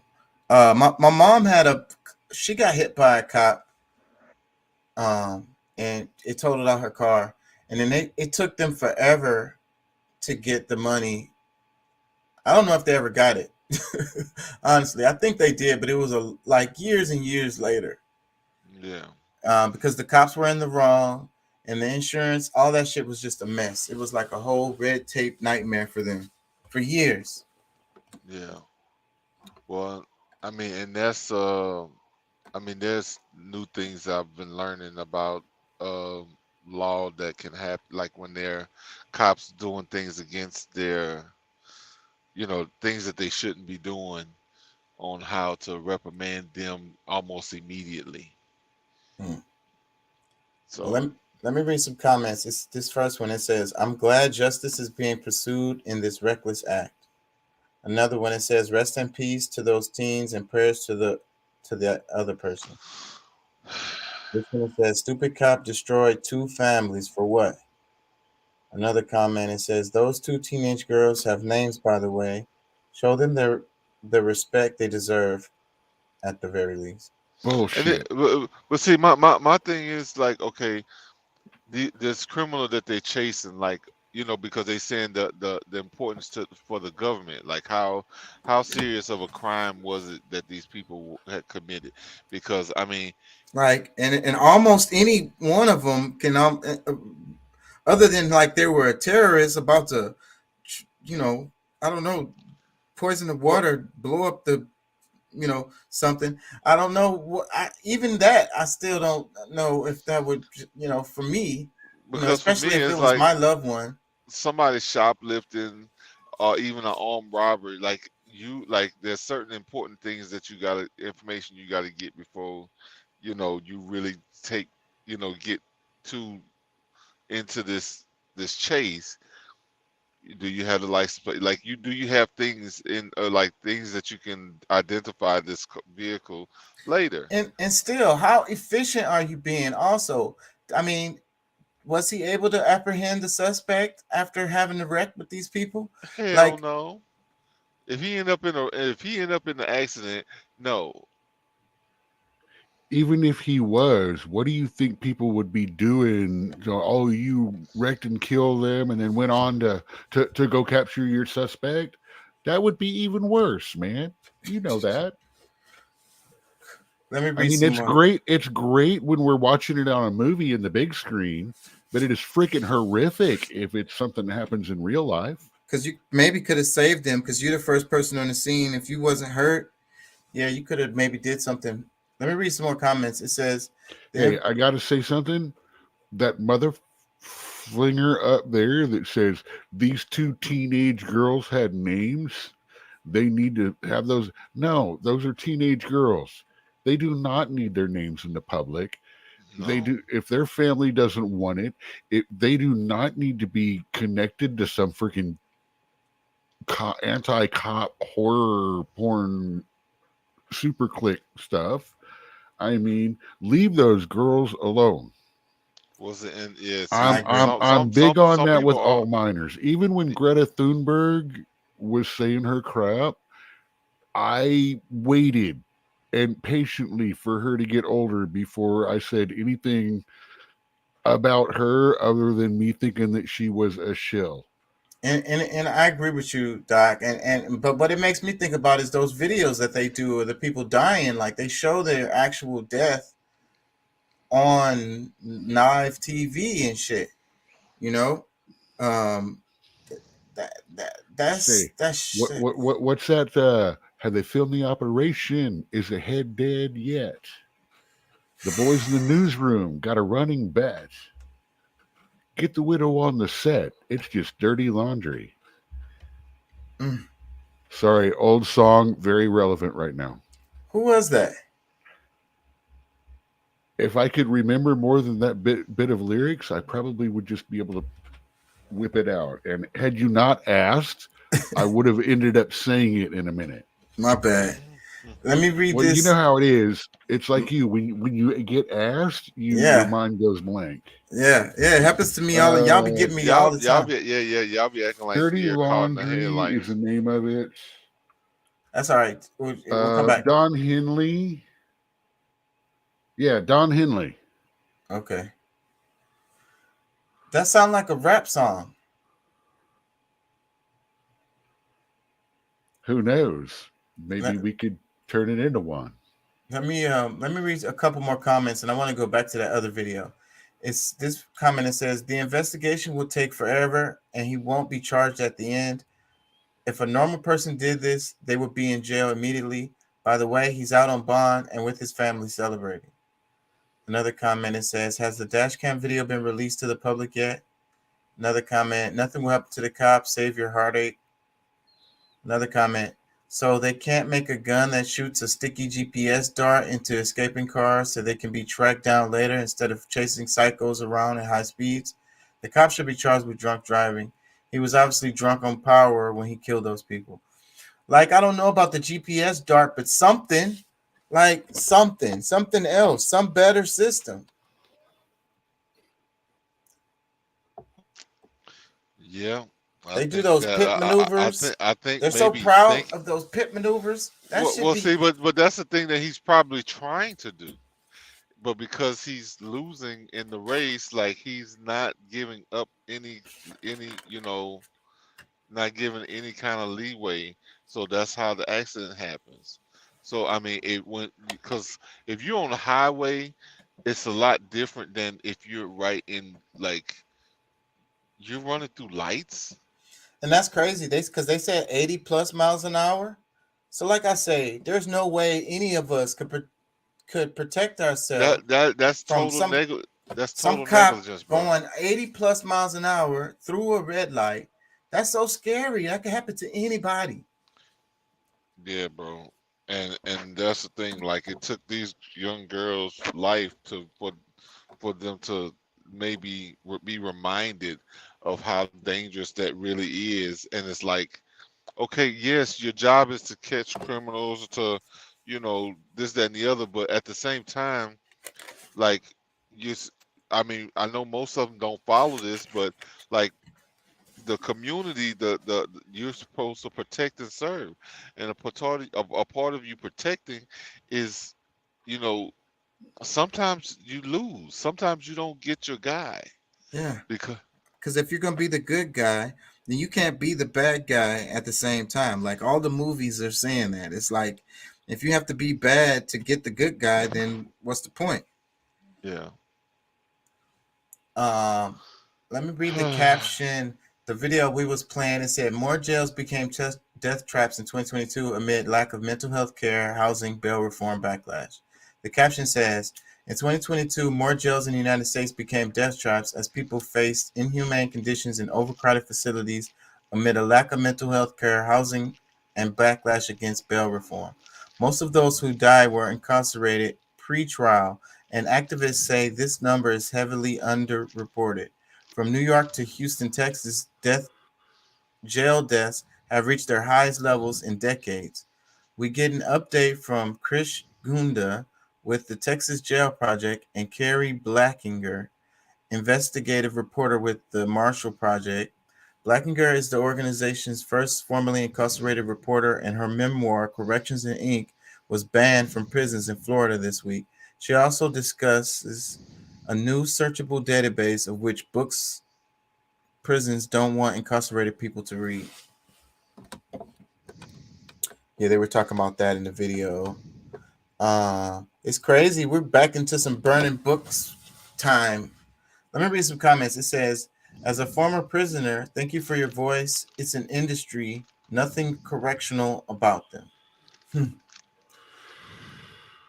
Let me read this one. It says, thank you, Amy. The state of U.S. jails is key info. When lawyers stand in court elsewhere, example, UK, US versus Assange extradition hearing, and describe them safe despite a very concerning facts as touched on here. So yeah, so like anybody that's locked up is freaking in danger. Well, I'm gonna say like this because they said that see, a jail is not supposed to be a correctional institute. I mean, a jail is just really a place to hold someone. Let's just say, okay, something happens. There's maybe some serious crimes that what people might need to be held or whatever. So, but at It's the a same hold till trial place. for some, yeah, but I mean, but there's some people who's never been charged. They're just there, and and even if they have been charged, the crimes are not big, are not big enough to really for them to be held like that. So it's like a lot of misdemeanors and like people with tickets, stuff like that. People who people who didn't show up for people with failure to appear, I understand them being in there. But little misdemeanor stuff, PR stuff you should be on a PR bond on. Misdemeanor, nothing violent, no assault, no aggravated assault, no weapons, no big drug charges. I understand that, but little shit, PR bond them, man. But if look, it's been a appear, then we have to bring them in and process them. It's been a backlash on the PR bonds, and that's been in the news lately a lot. That's because of the stupid shit they were, you fucking rob a store with a gun and then they let you out on a PR bond. I mean, you assault somebody y'all don't have to worry and they about that let you out on a Texas. PR bond. Well, y'all don't have to worry about that happening in Texas. I mean, that's no, they're doing it. They're doing it here in Houston too. Well, they were selling it as these purge laws or whatever. It's like chaos. It's gonna be chaos, lawless Democrats, and then the result is harsher, bond situations, which leads to more people in jail. That's right. But dying. The bad thing is, there's some really fucked up people out there taking advantage of this. I mean, one guy, I don't remember what state it is. I know it's an East Coast state, was arrested 3 times in a period of like 24 to 48 hours and ended up killing somebody at the end of his little crime spree. Well, that's an extreme situation. The judges should look at it. But you have to. Okay, so the judges should be able to look at it and be like, "This dude must want to be in jail. He keeps getting arrested." Uvalde is an extreme situation and shouldn't be looked at in that manner, right? I don't know what point you're trying to make with that, but because you're calling it an extreme situation, I'm saying, okay, so that's an extreme situation too. Well, and you may call that a straw man or anything like that, but that is what politics is going on right now. Taking everything to the most extreme and making a law based on the extremities. I agree. It is oppressive, and it is going to create a dystopian society. Well, in this situation, if the guy, the other judge, what kind of system do they have? They don't have a record of that. If the dude was locked up or got arrested 2 times in 24 hours, then the judge, that should be something that kicks out a red flag to the judge. Like, this guy must want to go to he must want to be in prison. Like you, that's what I was saying Like I before said, about the hammer. you got to look at the details on that situation and wonder why. Why? It's because it's an automated freaking system. Well, that's what needs to be fixed. That's what I was saying. The hammer and the lack of neebleness. I don't know. I can't find the words, but like I was saying, the guy that had they handcuffed just one arm. That's an example of how it's like brainless, mindless system. It's like, are y'all following me? I can't find the words. I'm getting to the point where I'm not even sure what we're arguing over anymore. Let me play some more of the fucking video. Ugh. So we're talking about the Harris County Jail, where, of course, Houston is. What about mental illness? Nearly 80% of people admitted to the jail are recorded likely to be suffering from a mental illness, according to the jail's own data. Yes, you're absolutely right. So Harris County Jail is actually the largest confiner of people with mental illness in the state of Texas. In fact, the top 3 out of the top 5 facilities with psychiatric populations are county jails, which should tell us. Damn, that's annoying.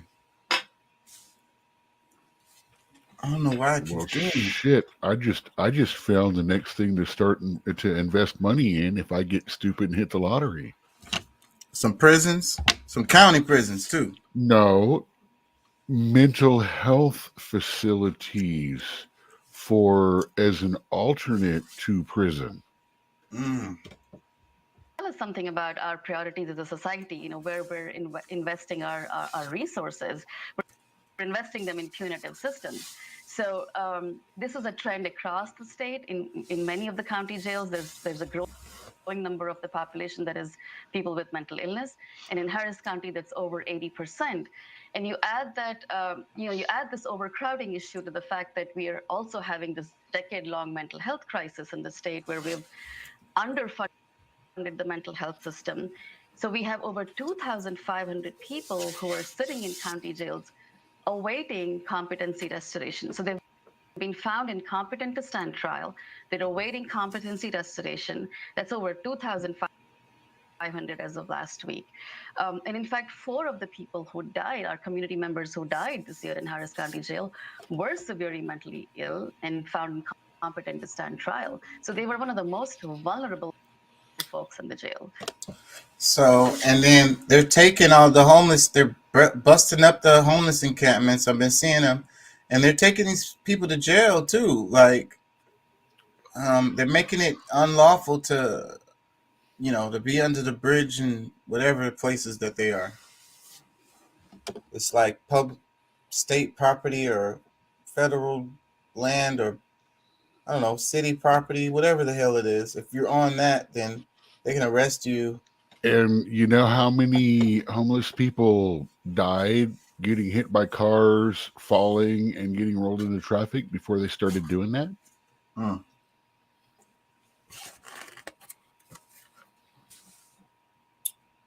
Well, what's the answer?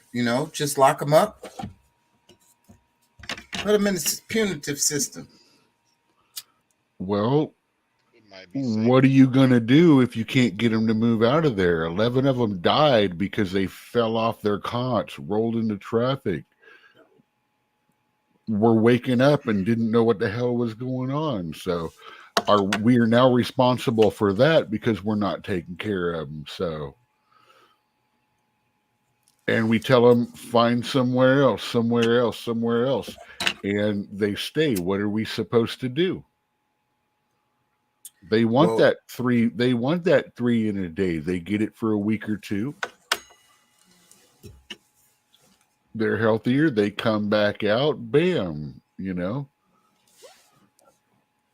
Liquor works better. Life is cheaper until their tolerance gets back up, and then time to go back to jail for a couple of weeks. I mean, I probably will be one of these people that if I end up homeless somehow, I would be a repeat offender, or I would be like I'd probably get locked up. If it's cold, if it's hot, Shit. you know, if it's raining. No, if I end up homeless, I'm gonna be a damn thief. That's what I'm saying. I mean that too. That's what I'm saying. I'm gonna be robbing shit.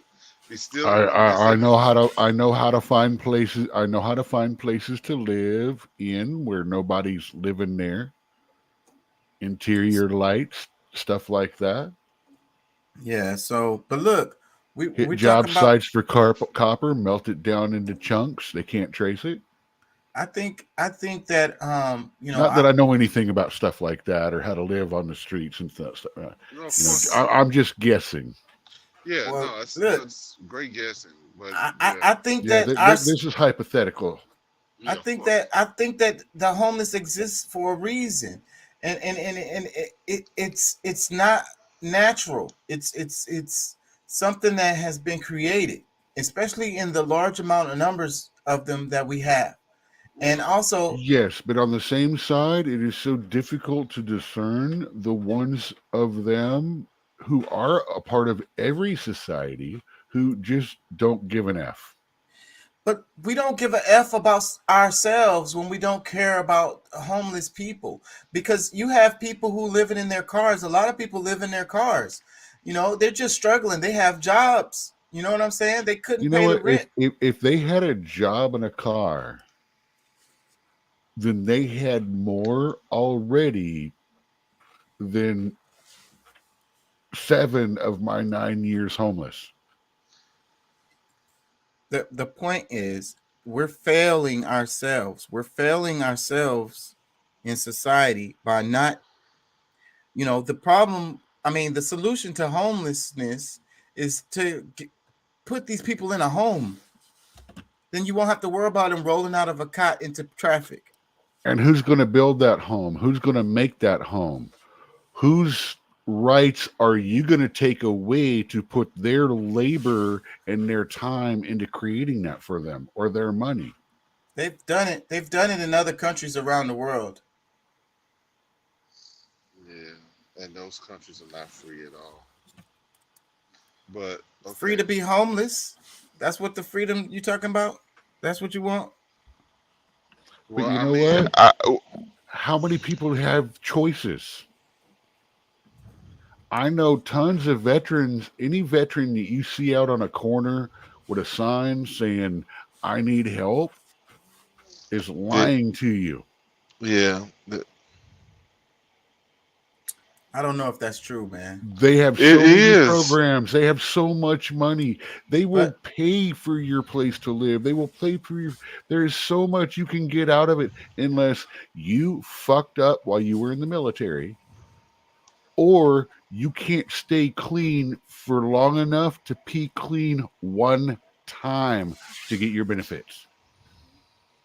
Well, I think that's kind of some bullshit too, though. Like as far I could as the see a drug person shit. getting benefits and still living out there on the street, not having enough. Oh Look no, at the they rent prices. do it all the time. What do you mean rent prices? Look You at have to the- understand. They There's will an give 'em a entire place. complex of 6-story buildings downtown that literally are all veteran housing. They're not big. They're not great. They're little one-room But see, studio things. there's some of them that's calling this thing pride, and they don't want to be in this, and you know they don't want to be around those guys like, you know, And like fair they warning, like yeah, they it sucks. There's thieves all through there. There's druggies. There's people taking advantage of these veterans, drug dealers and things like that, giving them high and you know, again, this is just a hypothetical situation, nothing that I've actually looked into or been investigating because I don't want to upset anyone. But they've got people that will give them fronts because they know at a certain day of the week that they're going to, or month, they're going to get their money in. And they will Yeah. kick their door down in a veteran place like that with security and all that. Because they don't give an F. It sounds like y'all are saying that the system is perfectly fine, and the reason why we have homeless is because these people Man, are sorry and drug yeah, heads. no, that's exactly. Yeah, No, you know what? You I got don't me. You remember got me. anything like that coming up at all. Yeah, no, he's got me totally pinned. I don't know where to go now. Y'all hear me though? It seems y'all making excuses for the system. Y'all saying that I'm saying there are differences in homeless people. No, And because you refuse to exactly. recognize that. You want Yeah. to suck up to all of them as This is being so in need. we have to and not help all of realizing them, but that- the ones y'all are pointing out is the minority. The majority of people are not we these need people to that y'all. help the people that want help. Exactly. People that are actually trying to get help gets help because like a lot of these people want to be, some of them may not really, because some of them that's fresh out there may not want to be out there and it's circumstantial and they're trying to figure out a way to get some help. But there's a bunch of them out there that like that's their best fucking hustle is being homeless or at least claiming to be Okay. homeless. You put a building up that's got like say 100 little rooms in it. We'll say like studio apartments. It's got a little stove, maybe a TV, a bed, a couch, bathroom, nothing big, the size of a hotel room. Get 100 of those up. Do you realize that if you were to go here, homeless people, everybody gets one? Okay, out of those 100, within 6 months, half of them will have over half of them will have the TVs gone. 30% of them, the stoves will be stripped out for their copper and elements and whatever they can do. That's not true. That's not true. They've got studies that a look. They got studies that show that's not true. They were just talking about take a look. They were just at talking any about of these Section 8 complexes. They were just talking about they did a test for the listen to who we're arguing with. He universal knows basic income thing Anything we say, where we're idiots. They were giving these people money. I know it was on CNN. We have to be wrong. Free money, and they thought these people were going to mess off that money, but the majority of these people didn't. They improved their lives. They got new jobs. And where was this at? I don't know. I had to. I mean, I would have to pull it up. But see, you're talking about a majority of a totally different like demographic, because like there's a lot of people who never want to be homeless or stuck out or whatever. Like they're gonna do everything they can so that that's not them. But there's some of them out there that doesn't see it being that bad to be homeless. And again, I am not at all coming down on people that are there by misfortune, that do not want to be there, that do not belong there, that are not part of that world, that aren't part of that life, and are trying to make themselves and everything they can better for themselves and their family. I am 100% behind everything you say, Chaka, that we need to help these people. Yeah, that it is a shame that those people have to experience the crap that goes on in that world. Yeah, bro. That is shame. That is shame on us. That people that don't choose to be part of that have to be.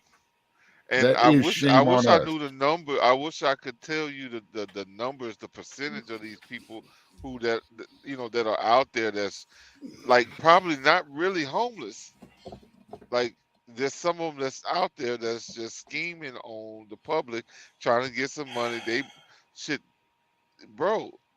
Houston is the place where, like, they did a whole story back in the what was it, early 2000s or somewhere in the maybe late 90s or something, where they talked about Houston and how the scams were so big. Like, dude drives a freaking Mercedes that he parks around the corner from where he goes and solicits some change and whatever kind of money they can get from these people are the extreme minority. that gets blowed up in the public eye to make excuses for not helping these people overall. You know, So how and like many I people? say, So how many people get hit? So what? How many people are getting helped and you know, compared to those that are not? So how you're saying that? So you're saying that the majority of people don't get help? yes, that's what I'm saying, and I'm also saying that it's created. It's by design. You know, how many people are living check to check, and right on the edge of being homeless? One freaking check away from being homeless. If they was somehow miss a check, maybe they get sick, maybe they get injured, they break a leg. You know, maybe they get locked up. Something random happens. They didn't Maybe pay they their live. tickets. Maybe they live beyond their means already, and then all it took was that, like, just one little bad patch to come through that sends them, you know, that getting evicted and whatever. Okay, whatever the situation is. But people have to have somewhere to live. They living in a 1-bedroom apartment. They living beyond their means. It's because of whatever job that they work, the amount of money that they make is just enough to pay their bills. Dude, we're living right now. I am living 3 people in a hotel room that's been converted. They're converting the whole complex to studio apartments. We're actually going from a legal living situation that was costing us $384 a month. Now we're paying $1,000 a month, but we're violating living standards now, not because of the different amount of people, but because now that it's an apartment, Houston law says only 2 people can be in something of this size. So we're going to be risking eviction after we got evicted 3 times at the end of COVID. And it's crazy. I mean, we've got, like I said, we've got 3 full-size adults, 4 cats, and we're in basically a long living room. I mean, we've got a small, oh shit, yeah. We've got like a refrigerator and stove area, a bathroom there, and literally about 20 feet to the other end with 2 beds in it.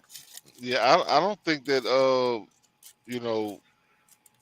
I don't think Chaka's taking into account some of the egos that exist in the homeless people's the homeless population, because there's some people that's just like, no, they're just gonna do it on their own. They don't want no help. Or it's like or no, oh, they're gonna try to send me over here to this little place. I'll never live over there. Or I don't want, I don't want that. I want this, what I'm saying? Like, bro, like, we're here because I'm guilty of that. We don't want Section 8 or anything like that. We just want a place cheap enough. Leave us the frick alone. Let us get a little bit of money together for something a little better, and let us just be invisible.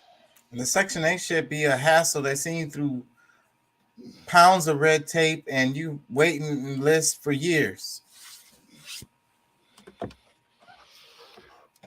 Not if you do it right.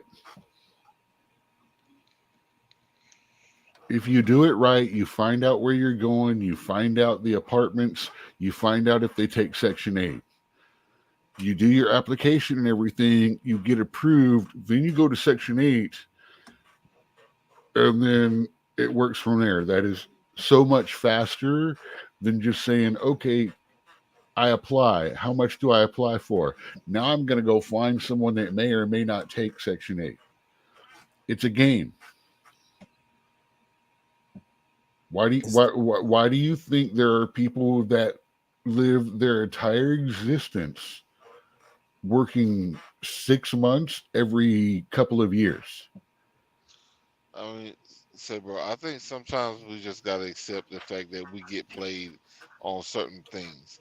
Like the homeless thing is very much a subject that gets to me because people who, need help and want help or whatever, like I want it to be there available. I'll do everything I can to help.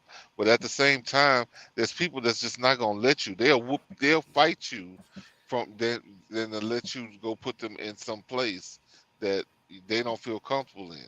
Like, bro, like it's so many different scenarios that like it's insane. So I don't know. I don't like that. I mean, and we were talking about this behind the whole police stuff. So I'm not really sure how that became the main topic. But Yeah, yeah, and we was talking about the deaths in the prison. So what yeah, the connection was the system, you know, um, overall, using a hammer for everything, and that's what the homeless thing is, and that's what I'm saying. It's a message to the rest of us. Like this could be you. Keep your head down, work that, keep going to work for that 7.85 an hour job, and keep your lights on. Don't get pulled over. Don't get no tickets. You know what I'm saying? Don't get no fines. Don't make no mistakes. don't break up with your girlfriend or your None of that. boyfriend. Nothing. Don't try to create nothing. Don't try to build a business or nothing. Well, that's Because simple. Don't mess with no chick that's got a bigger social media account than you do. Hmm I saw this clip earlier where it What was woman? What woman doesn't have a bigger social media they were than? talking about the OnlyFans, Like I and say, I rest my case. the talk about the kid was getting heckled at school because his mom had an OnlyFans, and then they was pulling it up in the class. It was hypothetical. It was really funny. So it's like that's the world we living in, man. How did we get here? I have no idea, bro. Like I'm just lost in this ugly but beautiful world. I'm It's not sure. crazy. I think they've just been dumbing down people I for just, so long. man, I just feel bad about the 50,000 comedians that they put out of work because all you got to do is look around and find something funnier than anything they can come up with.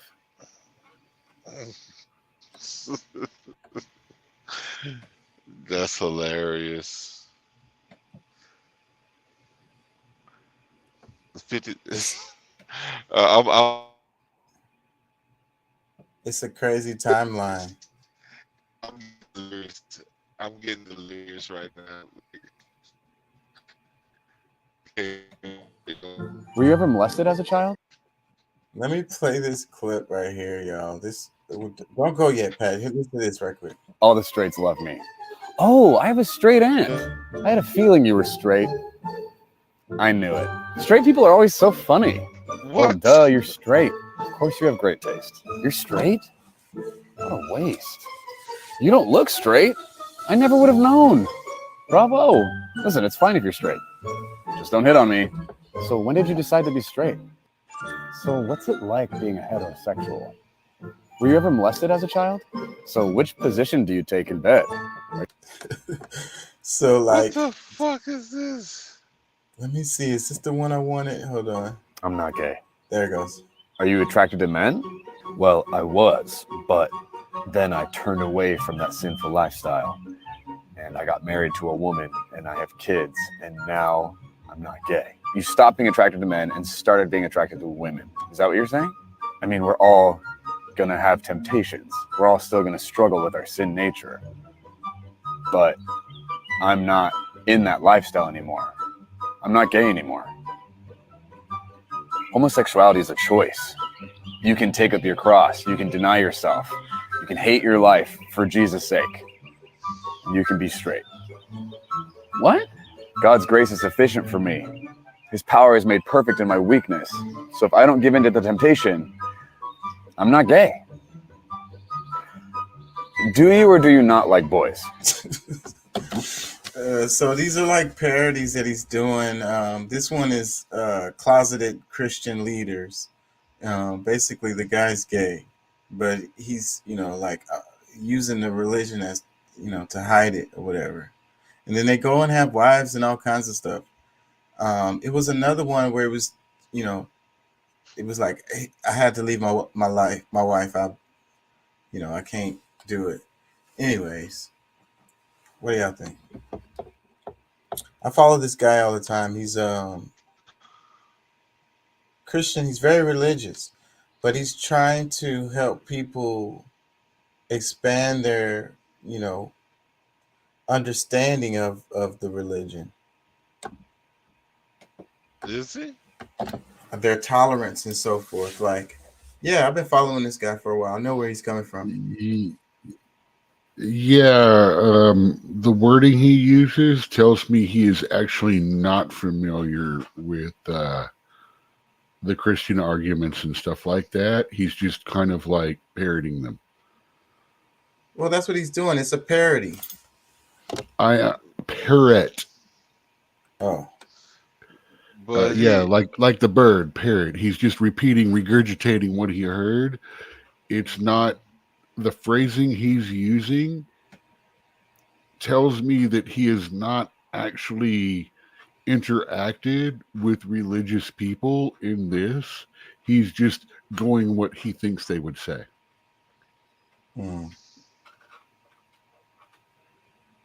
Yeah, and the phrasing is all important. I know it sounds weird, but it's a difference between I am mocking this and I'm mocking something that I don't really know what I'm talking about. I'm just making fun of it because it's easy. Yeah, and I mean, look, I know there's, plenty of gay people and this, that, and the other, but my thing is like, okay, if somebody, because I think if you're having issues with trying to decide if you gay or not, you got mental health issues. Not because you're gay, but if you're fighting it, like, go talk to somebody. Like, why you know what I'm saying? Like, listen to somebody on this damn social media try to give you reasons why you should be okay with it or this, that, and the other. Well, okay, if that works, okay, cool. But a problem that's going on right now, and I know you guys aren't as hip to this as I am and stuff like that, is what's called transing away the gay. And it's these people that they're gay, they feel effeminate and things like that. But now society's telling you, oh, you're not effeminate, you're a trans woman. You're a trans woman. It's not okay to just enjoy, that. They can't be gay. They must be, because they're effeminate, they must be trans. Because they're the butch, they must be, a male. They're really a guy, yeah. I mean, and it's really delegitimizing a lot of the gay community and stuff like that. You have to understand, I'm rainbow ally, stuff like that. Technically can be considered part of the community, but that's a discussion that doesn't need to be said and is not near as weird as it really sounds. But oh, it's not? It's like I follow the things and stuff like that because I've been involved in the rainbow community since the 80s, back when the rainbow symbol or the rainbow flag outside of the bar was the subtle clue of what you were walking into and not a political statement. Yeah. Kind of like if you go somewhere to a bar and there's an upside down pineapple, there's going to be some interesting things going on there. That's a swingers bar, if you didn't, is a symbol for that. I mean, yeah, I'm not in touch with all of those things, but I don't know. Exactly, and I understand that. But my thing is, okay, this guy it's if he's meant to be funny or something, all right, that's cool. But if he's got a whole he's just trying to convince people that hey, you're not straight, you're gay. Well, no, I like girls. I was I mean, if it's his whole thing is to try to make people, you know, think that okay, well, damn, he saw somebody that, a guy that is, was like, oh, that's a good-looking guy. Well, Now you're because you can have okay, that gay. thought. Now you, I have to say something. Gay. Go ahead. no, go ahead. Because I mean, I'm No, trying to it was understand just better. I was trying not to silence you again. No, you're good. No, I was just saying, gay, straight, or what part of sexuality you are on. Everybody loves Everybody what? loves boobies. Gay men like them, straight men like them, women like them. I mean, Yeah. That's why I was saying I was trying not to tangent on you. I'm Well, seriously in yeah. squirrel mode right now.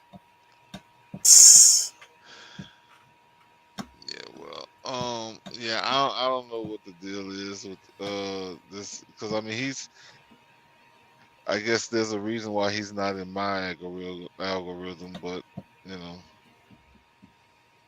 Yeah. Says according to reports, a 6-year-old male student at Rich Neck Elementary School in Newport News, Virginia, shot a teacher during an altercation, leaving the teacher with life-threatening injuries, and has been taken into custody. This was not an accidental shooting, said Police Chief Steve Durg to reporters during an evening press conference. We will update you here. Dang, they got it's an elementary school kids shooting teachers. he just said a 6-year-old. Well, man, if it was Houston, the teacher wouldn't have made it. That's scary, man. That's like I'm saying. What kind of world are we living in right now? Like, what is going on? This is supposed to be acceptable and common. My last days of high school, you could still back away from somebody. You were expected to back away from somebody when you knocked them down in a fight. And if you didn't, you were the bad guy. And on my timeline, I see a lot of clips where these kids, they having fights, and then when they getting beat up, they pull out a gun and they shoot. They don't even wait for that. They just wait for someone to pump up on them, and they like, here's the gun. It's like they don't. It doesn't matter anymore, But then again, when has honor mattered to most anyone in this modern age? Well, there we go. And there goes the subject of what I've been trying to point at. It's like, what happened to that? It seems like there was some integrity, some honor, when I was younger. It seems like, these are the things that I was taught, that's the way you carry yourself, to have some integrity, have some compassion for others, It's like you might want to beat my ass, but you're not gonna try to break my elbow or fuck my knee up, me up for life. Be honest and we're just going to each other a little bit and then walk away. Because we know that later on, a lot of times you become friends, or even it's just like sometimes you just got to get it out your system. You had a moment, because usually, like I've only had a few fights in my life, but usually it's like it's somebody that you really know that happens. Y'all know each other really well, and then it's like freaking, it's some damn energy y'all needed to get out. Dude, man, I did this research paper in college about the moral decline of society and things like that, and I actually tied it in with the rise in popularity of characters like Wolverine.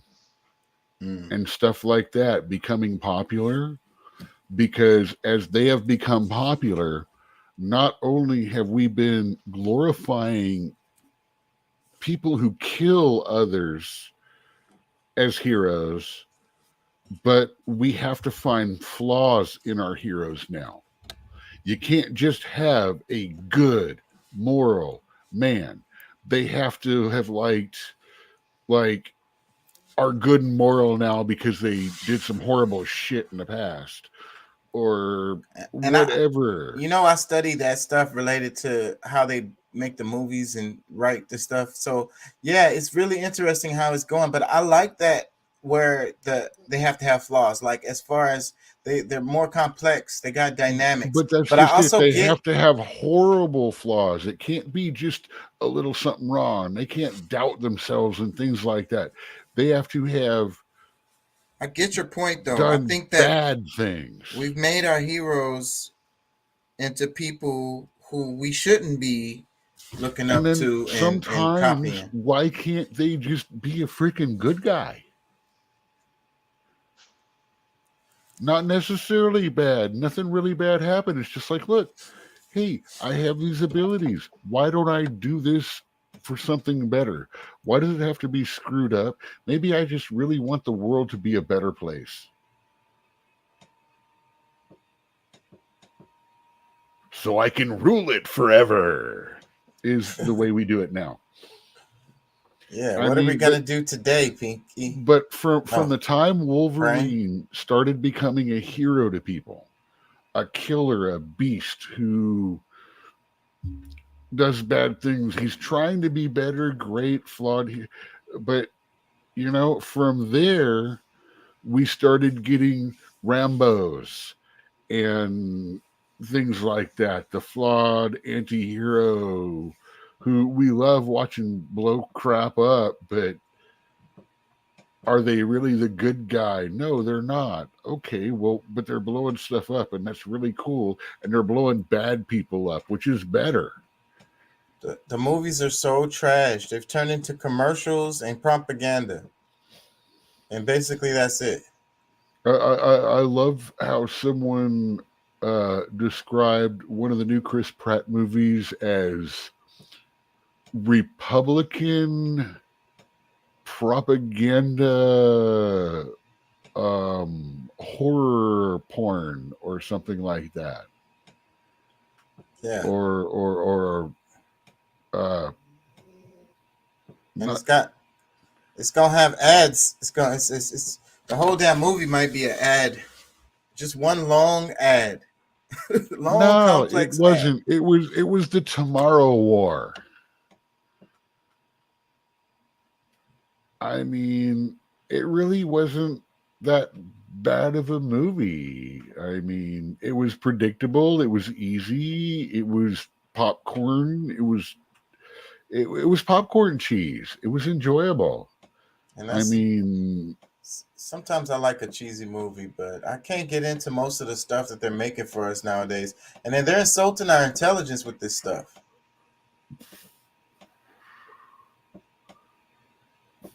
Well, I just choose to not use enough intelligence to be insulted.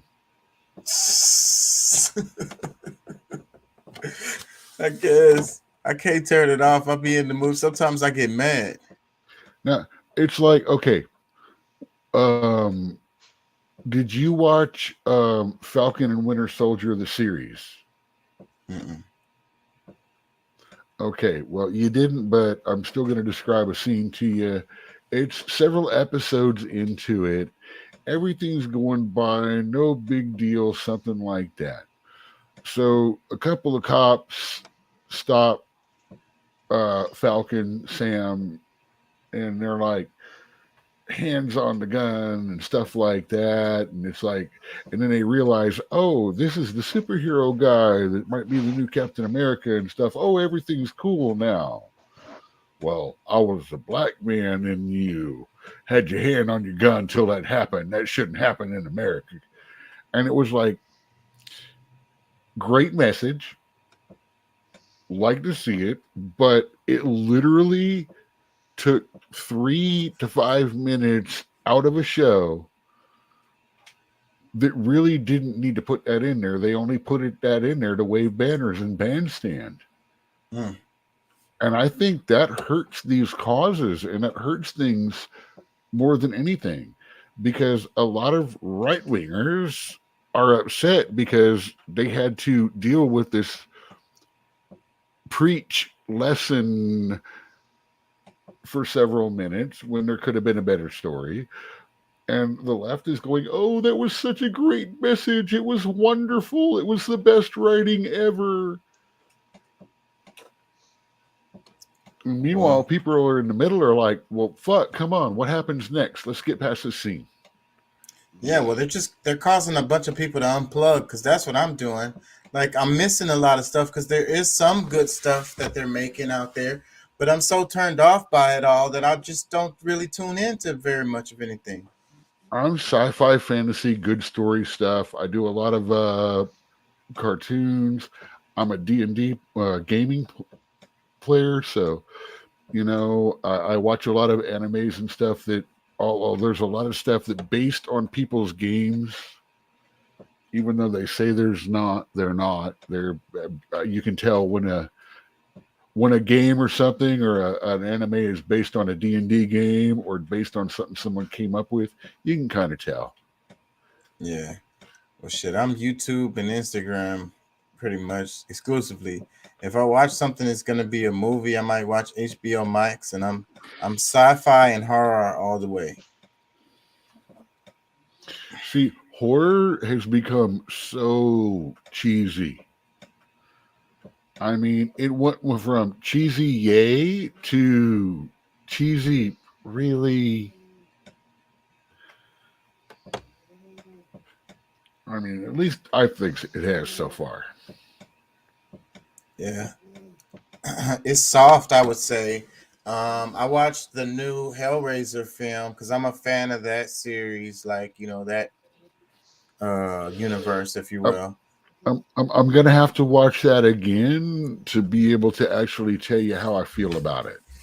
Well, I think I watched it twice. I think I did watch it twice because I watched it by myself one time and then I watched it with my daughter, I think.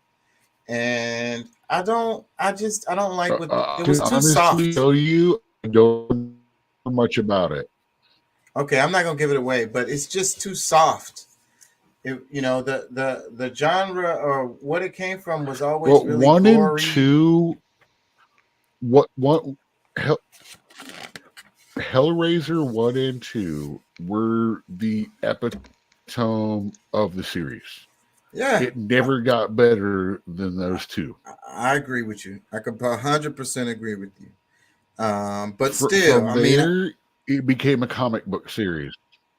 Well, they tried to reboot it. A horror series. They should have started off more gory, I think, because they're gonna do some more of these films already. I was reading about it. Well, I'm sorry, Lady Pinhead doesn't have the oomph of the original. Well, you can never do that. It's about her gender. I'm just going to say it's about her performance. Well, that people said she did a good job. The critics said she did a good job. I'm sorry. I've chewed Captain Crunch that was rougher than what she looked like she would have been to chew on. Well, I blame the way that they did it overall because it's soft. They didn't wasn't gory enough. It had some nice scenes in it. I liked it overall as far as like I give it a B related to how most of the movies are right now. Hellraiser should not be PG-13. It should be NC-17. Yeah, so they were trying to reach a wider audience, I guess, and that may have been a bad decision because maybe it'd be nice if they had like a director's cut, but I'm sure they shot the whole thing soft.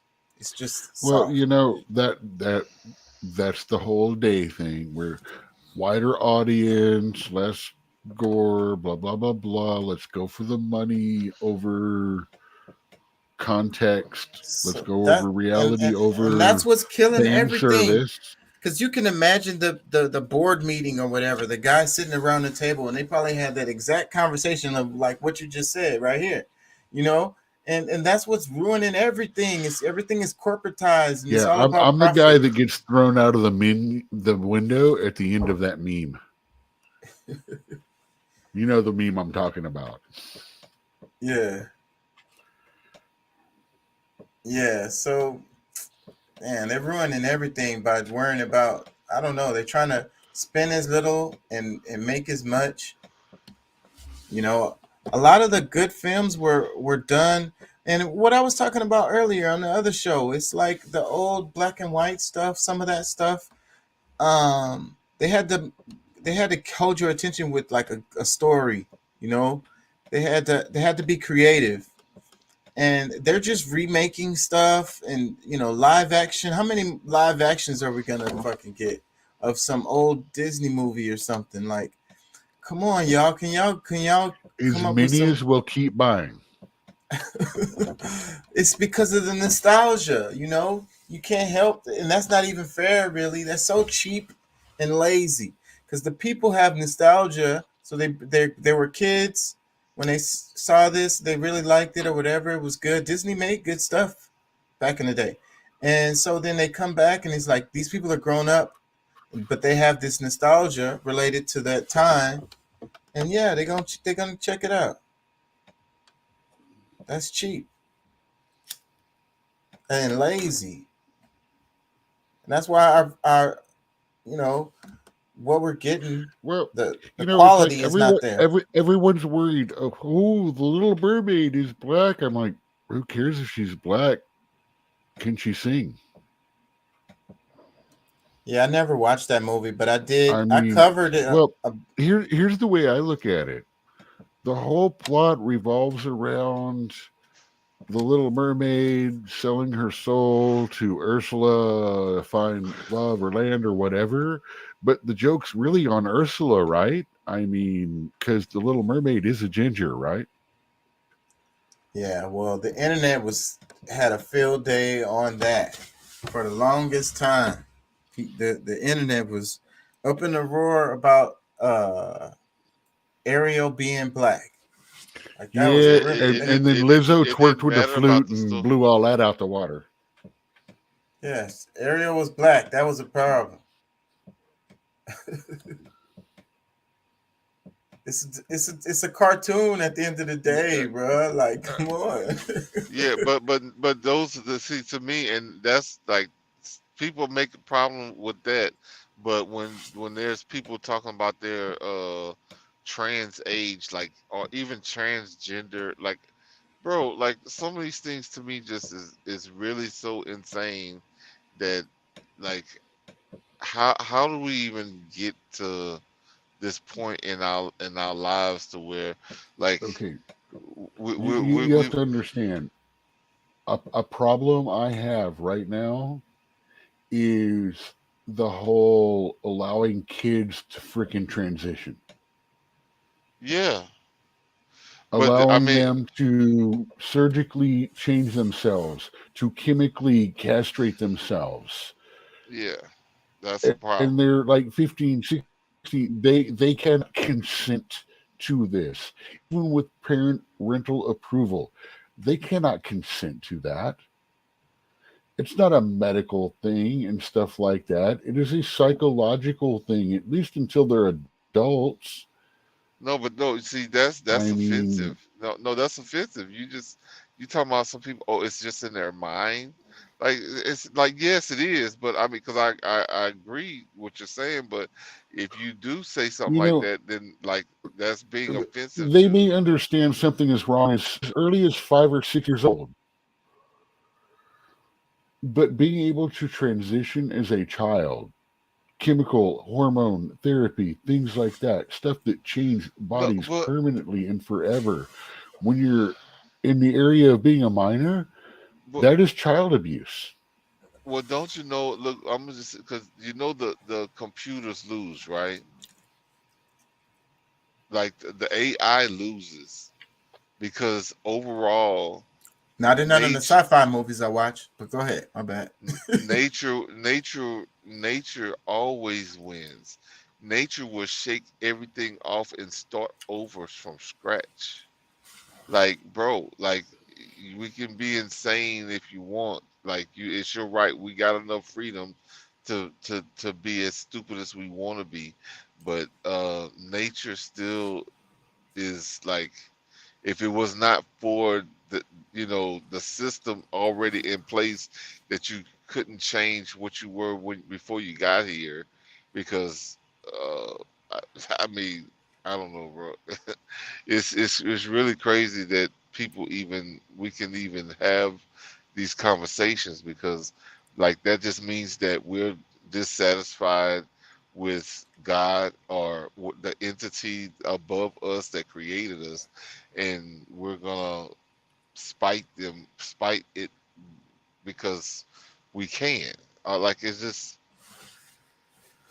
I don't know. I mean, I should know better than to even bring up God in any of this, because, like, to me, a lot, as much as people claim to have them in their hearts, I think that they've learned to deal without certain elements of it. Like, instead of taking it all for what it is, you can try to find ways around it and act as if, the person that the entity, or the system that allows you to even be here is too dumb to Like, better. You could do yeah, a better job. yeah, it's insane to me, bro. Like, Yeah, you can't do a better job. I mean, because even if you don't believe in God, you have to. We all abide by the laws of the universe. Like, yeah, that's the part. what goes But up I mean, comes down. but the universe is God. What do you mean? Yeah. So, but I'm just saying, for the people who are thinking that way. I don't know. I mean, but yeah, I guess for the people that think that God is some dude, like shall I say, the Almighty Creator, because, like, we're all God, in the sense that we are created by it, we are the children of it. But however, it's just I think the way to look at it is all a part of one. Like, there's only one. All a part of one whole. yeah. But see, people don't want to talk. Some people will talk about the science, but they don't want to look at the science of why is it that all of a sudden boys and girls are feeling the opposites. Like, what about the food, all of the preserve, like all the different things that comes in our food, the fast food, the processed foods, and this, that, and the other, Yeah, with the all these hormones different that they use for the the, animals, and then what the antibiotics. We having trouble with that because our antibiotics gonna stop working because we put them in the food so much that they're not working for people when they get sick. yeah. Well, They're but gonna have to see find a that, new antibiotic. They've been talking about that. yeah. So I mean, it's selective. Selective reasoning, I guess it is. Like, they can, use some information but omit the rest, just to kind of complete their own narrative, because they're locked into it and sold on it. But you know, what we know is purposely done, because if we're talking about, because, like, you use the example, it's a structure. Like, that's one thing that's definitely structured, and that's how they're allowing people to understand. Like, you can't even go through like, just real biology or life science without there having to be some corrections to it, so that they can sell this new paradigm. It's just, and like, I mean, there's been gay people for forever, but I mean, those people, like, there's some things that where they may have an imbalance somewhere, and it just is what it is. But but some of it was naturally done, but some of this stuff is not naturally done. This stuff is purposely done, put in your food, put in your water, put in your, all the different things that we ingest, and when it changes our body chemistry, then we're not upset about that. We're upset because somebody didn't call you he or she or they or they, whatever the hell. I don't know. I don't get it.